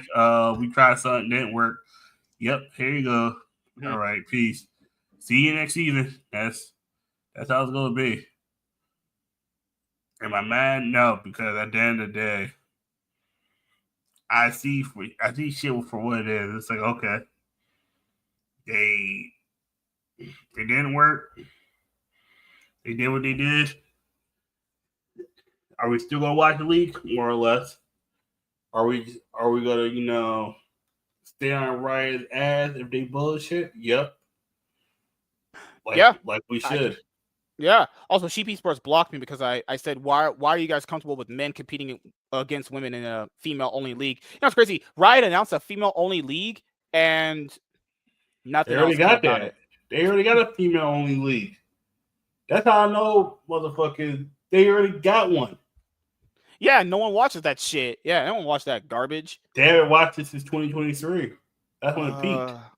That's when G2 was running everything. And then what G2 did this year is what they did 2 years ago, where they let go their two top tier players to other teams, and then G2 fell off the map. Because G2 was just winning everything, or it was in top 3 in every goddamn event possible. But then I think G2 did an event that wasn't Riot sponsored, and then Riot got pissed at them for it. That's why G2 will always take Saudi money. Like, people don't understand that. G2 will always take Saudi money. Well, that's and keep in mind, for the reason why you would do that in esports, because it's guaranteed money that you get, because it's not really a way to make consistent money in the scene. Besides, people say sponsorships, but that only goes so far, honestly. Yeah. Let's see. Fucking hell. Let's see. Because I wanted to show. Yeah, we're getting. So, long story short, we're getting the world's icons back. The icons and the emotes we can flash for your teams, honestly. And why take them away? Nobody wanted them gone. Hey guys, you can have them back. Why did you take them away? Because reasons.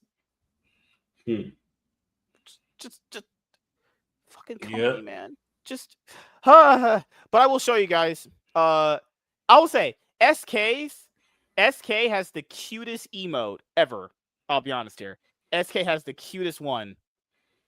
Motherfucker. And this perfectly represents SK. Emote Yeah, I think it's emote right here. So here are the emotes you can get. LEC team emotes. I don't even know. They said they're coming out soon. So I'll get. Look at the SK one. SK is just we just chilling. I am definitely buying that and spamming that in the game. And doesn't this Pengu represent SK? No, they always just chilling in the league. Don't focus and never been good. They just straight up chilling in the league. They're just looking for a buyer to come in to offer them enough money, and they're out. Honestly, that's what I think they're doing. They're just waiting the time and waiting for another person to come into the scene and buy the slot. I'll get the SK one because that's probably the cutest one. Where's G2? G2's is kind of cool. Koi, look at what Koi's is. oh, Koi. Oh, Koi. Holy shit. Bitches. Let's type in. I know I had it bookmark here. I can't find it. I can't find it. They said that the world's icons were going to return back this year. Hopefully that they didn't take that away. But what are some popular emails for 2025?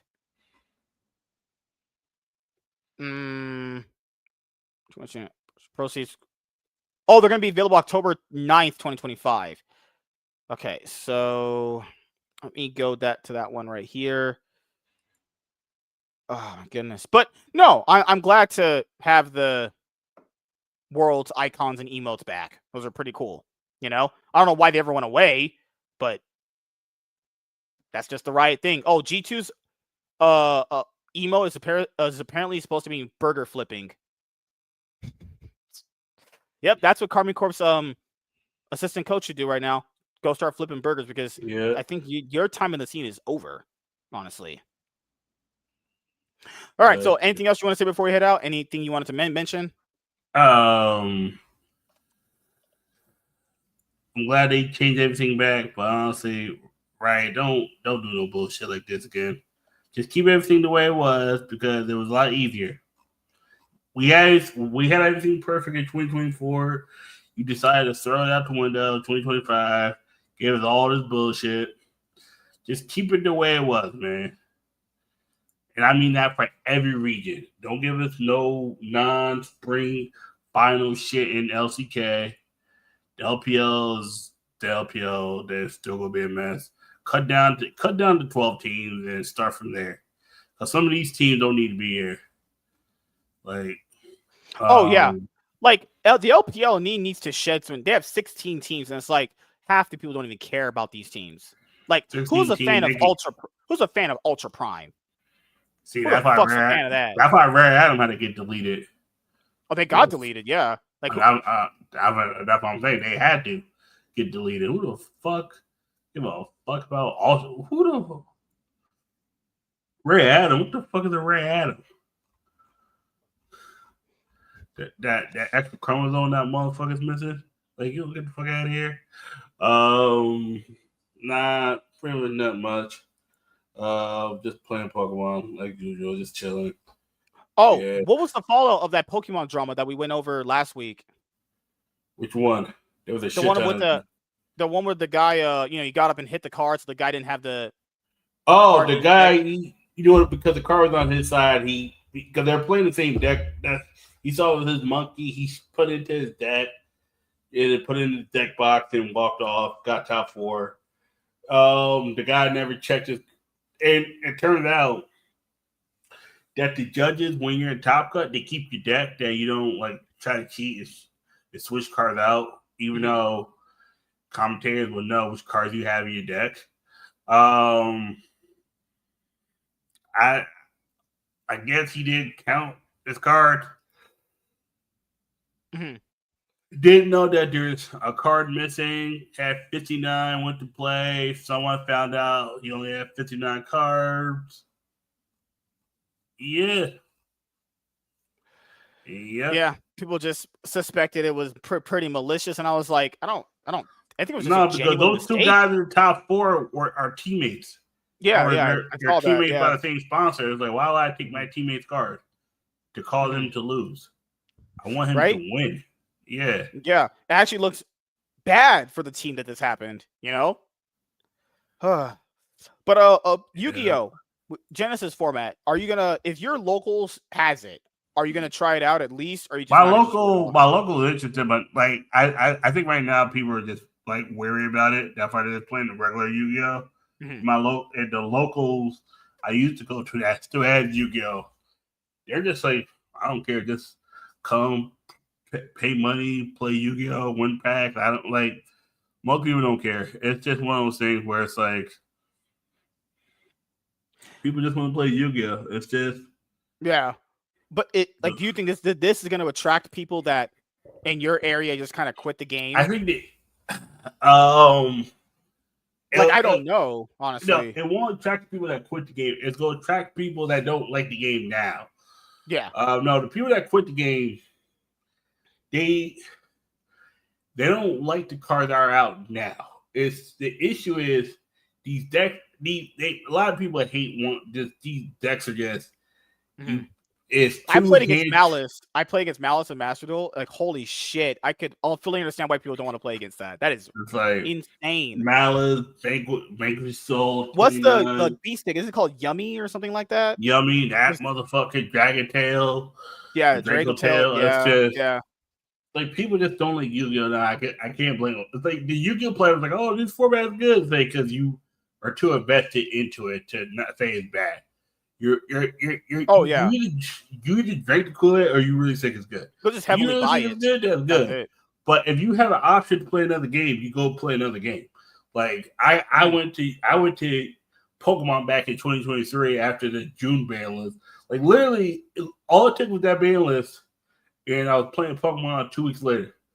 Like, I was just like, because a lot of people that switched over were already thinking about it. They just needed a definitive reason. It was, for me, it was banless, and the pricing of the game started to go astronomically high.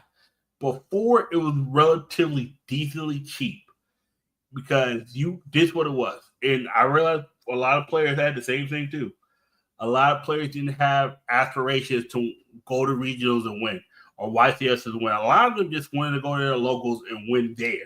Because like how a lot of people look at me now when it comes to Pokemon.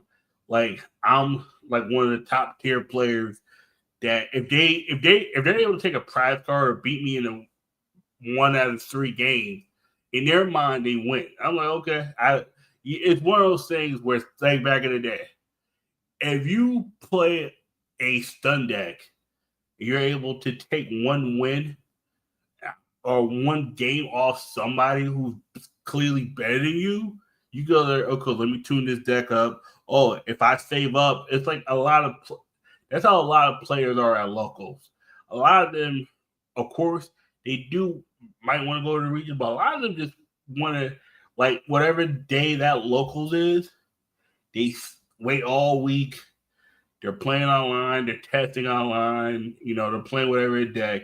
And then they go in person. They meet up with friends. They meet up with people that are like, all right, cool. And then they just play for a few hours. And that few hours, they're in that mode where it's like, I don't got to worry about bullshit outside. It's like when you go to the barbershop, I don't give a fuck about your pronoun. I don't give a fuck about this. I don't give a fuck about, it's like some people think, but I don't care about your pronoun. You are this motherfucker. That's your name. I'm calling you by your name. Like, it's like, okay. And that few hours you play, just like when League, it's like, I don't give a fuck what team you like, unless you like the same team I do. We'll play League, and then boom. Yeah. I log off, you log off, and if we log back in on the same time, or if we're friends, all right, cool. Hey, you playing League, or you playing Pokemon, you playing Yu-Gi-Oh, boom, boom. Yeah. That's how it was. Because a lot of times you don't know it's the last time until your last time. Like, I remember this guy who I used to hang out with all the time. I didn't realize that was the last time I played with him until I saw an article like a couple months after I stopped playing Yu-Gi-Oh! He died in a car accident. I was like, oh fuck. Yeah. I remember me and him, this is right before the Blue Eyes report came out. This is like right before. That's me. I was playing old Blue Eyes, and he played Dark Magician. Not the original guy, because I know there's someone in the chat that's probably listening. Like, no, not the father 2. There was another guy, younger kid, about 1920. He was 1929. He passed away. This was late. I was still going to locals, but I wasn't as much. But I was playing Blue Eyes. He was playing Dark Magician, and I remember he wanted. I forgot what it was. He was talking about he wanted to play some deck. Oh no, it was talking about right now. It was earlier this year. He passed away. He passed away. Fuck.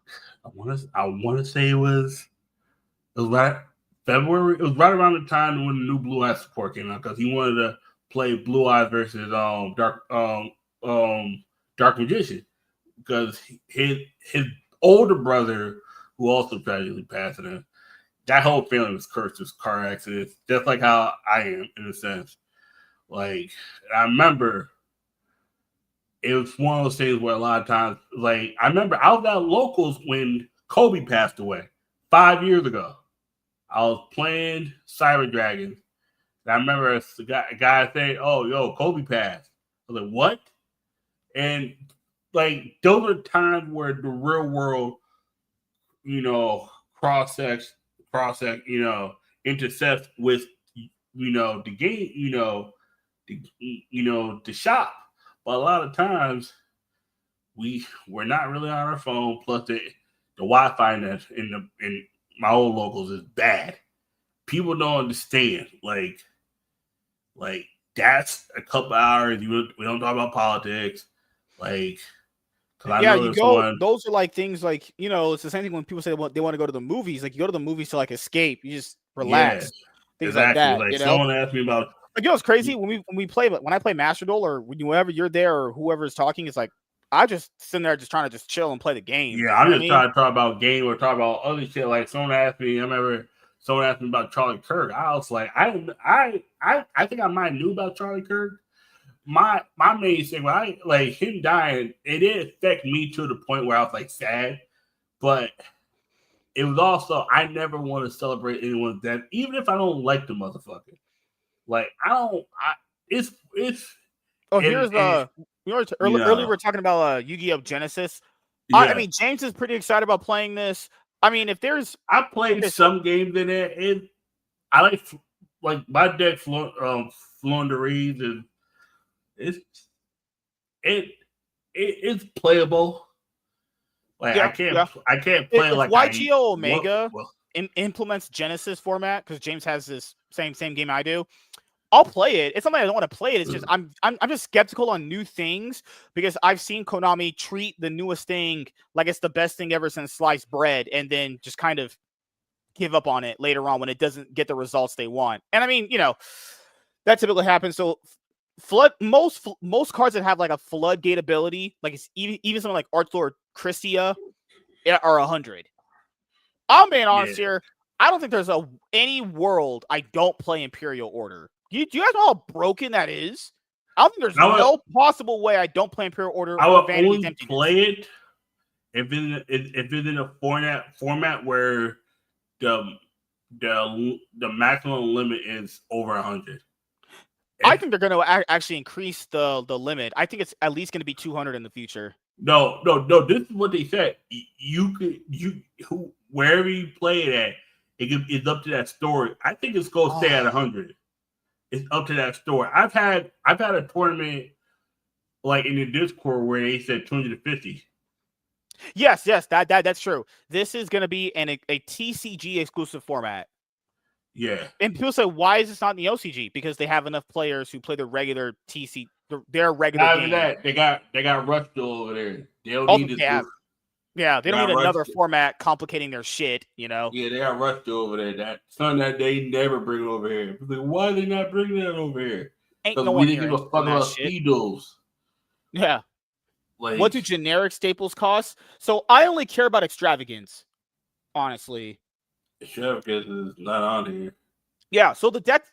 So if I played my Draco deck and if I like just not made it 60 cards, if I played my Draco deck, literally, if I just put in the shittiest extra deck ever that's 0 points, I can basically get what Pot of Greed does with extravagance. All I have to do is just activate it main phase 1. So I don't even really need Pot of Greed for some. Like some of my decks will probably need Pot of Greed because that's just draw consistency, which is really good. But if you're playing a deck that doesn't use the extra deck, go Extravagance is just better. Yeah.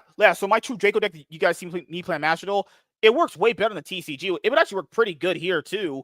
It would just depend on the staples. So people would say, would I play Dimensional Fissure or Macros Cosmos? Those are actually 0.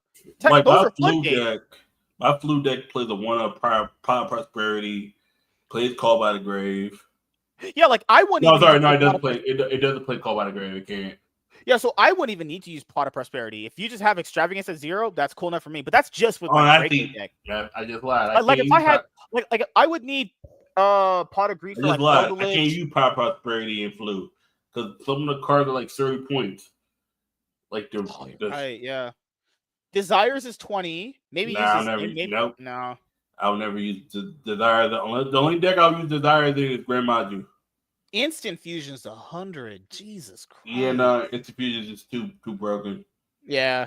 Soul Charge is 50. No, that has to get changed. Soul Charge is 50. That's going to 100 eventually. No, I'm gonna tell you why Soul Charge could stay at 50. It's a card that Graceful Charity is I'm gonna tell you why Soul Charge could stay at 50. I could play Card Demise and 3 Extravagance. Oh, sign me up for that. Any of my stun decks, you're getting a big boost with that one. I'll play Card Demise. I'm gonna tell you why Soul Charge could stay at 50. You got no Link monsters. What the fuck are you doing with it? You go to Exceed Summon? Okay. Like you can Synchro Summon, but you're not attacking. You're not doing no damage that turn. You're not going Soul Charge for 5. Appaloosa. Raigeki is 7. Yep. Harpy is 30. Raigeki is 7, but Lightning Storm with more conditions is 40. Super Polarization being 10 is crazy. Lightning Storm is a 2-for-1. Yeah, I mean, Super Polarization is 10.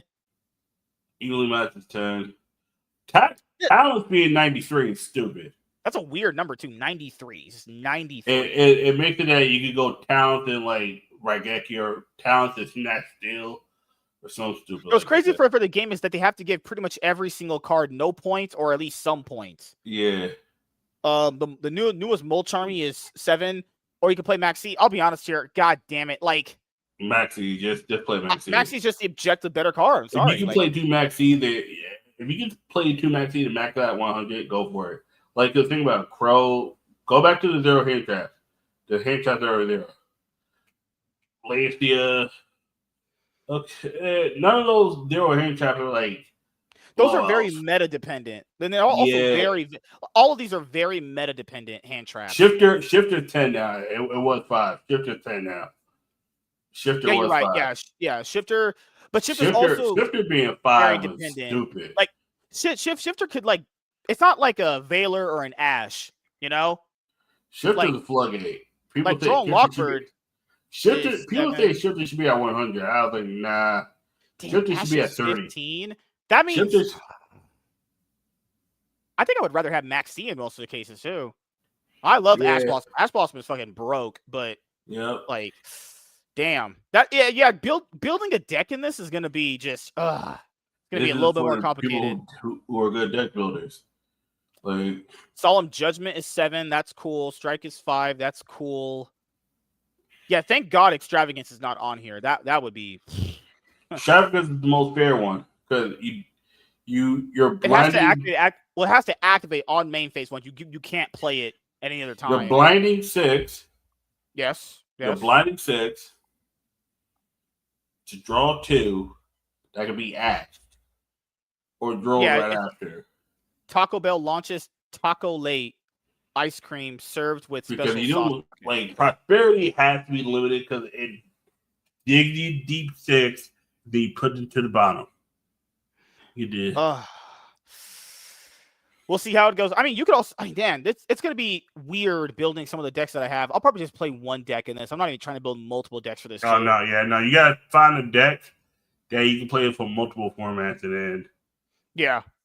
So, anything else you're gonna be working on? Got any videos coming up, or you just? I'll supposed to have a video, but then I just get busy with work and working out and Pokemon. I just been playing a shit ton of Pokemon.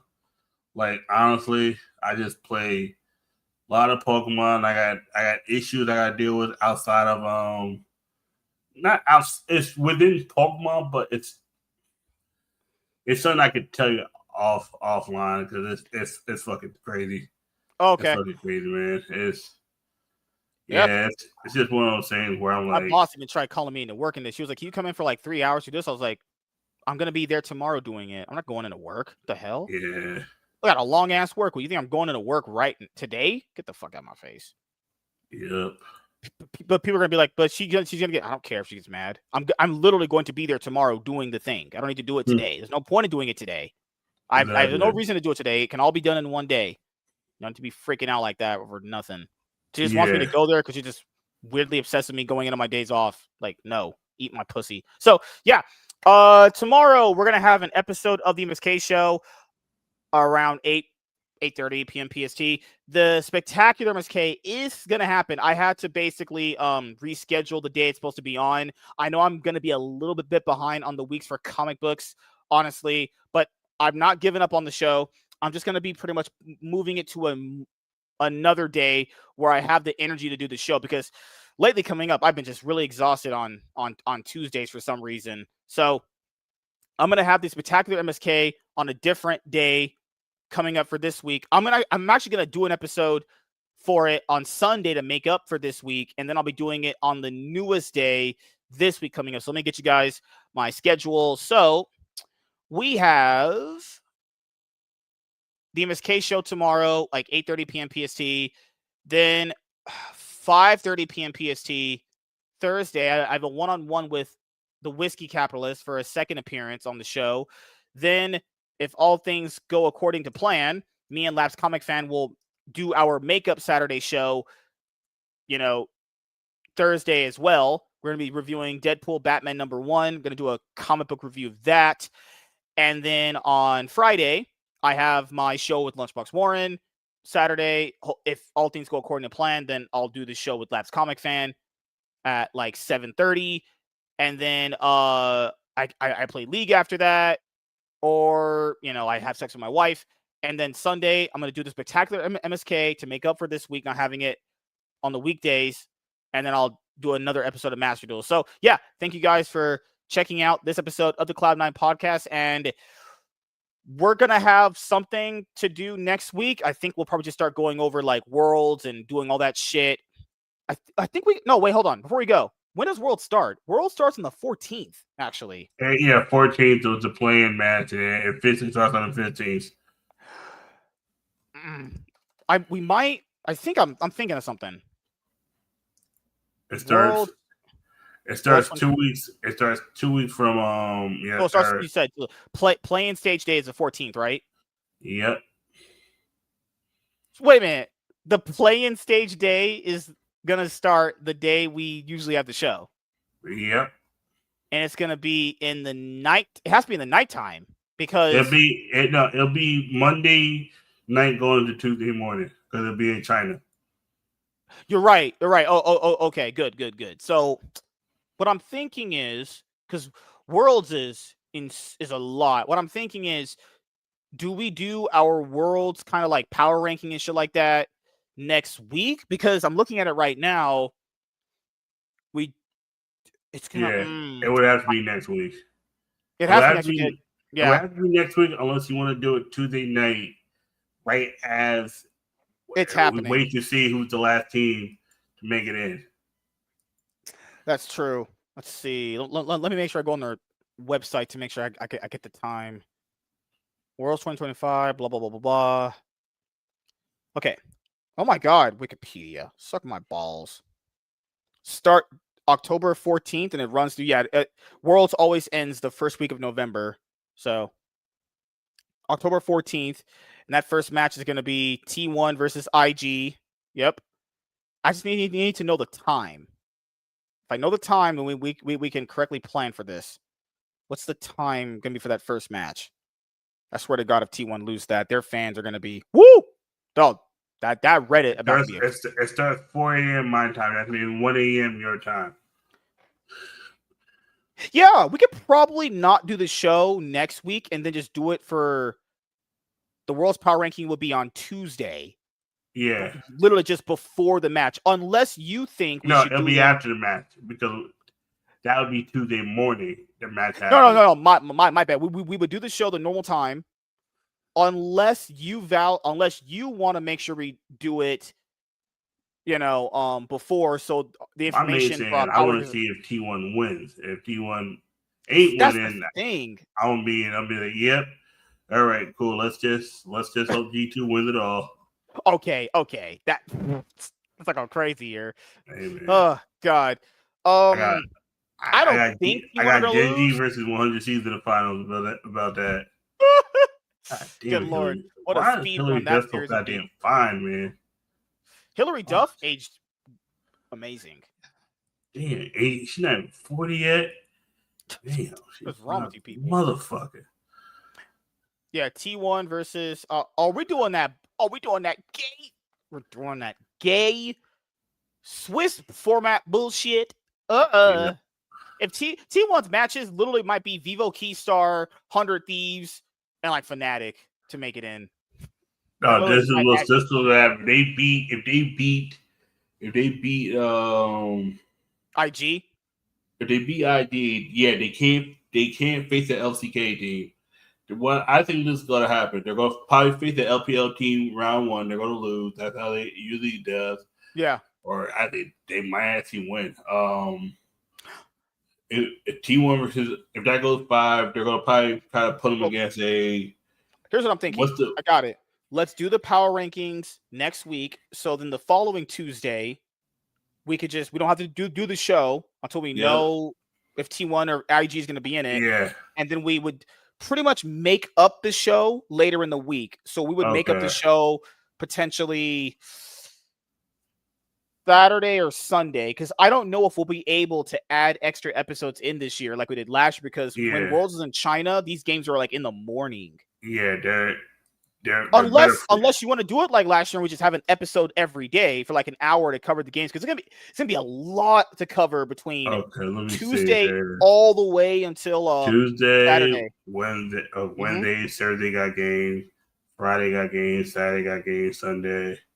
Yeah, that's a lot. The way we do it is games every other day. We'll do a show every other day. And then the only day there's no games are Monday and Tuesday. It is because my schedule is going back to the late days. So my schedule goes back to 12 to 8 Wednesday and Thursday. So that's almost impossible. And Wednesday can't happen because the MSK show's that day. Thursday can, if you're going to be up around my time. If you're up around 8:30 p.m. PST, Thursday's possible. Friday, I have the show with Warren, but we could do it Friday if you want to do it after that. Saturday and Sunday is easy. So I would say we would do the show immediately Saturday to cover the games, unless you want to do it Sunday. So that's up to you. That's a lot of games to watch, honestly. But I can do it. It's just going to be a little hard this year. It's going to be a lot of condensing in a lot of these games. So we'll probably just next week we'll do the power ranking, and then Tuesday no show, and then we'll just do the show Saturday or Sunday. Yeah, that sounds better. Yeah. All right, everyone. Well, thank you guys for checking out this episode of the Cloud9 podcast, and we'll see you guys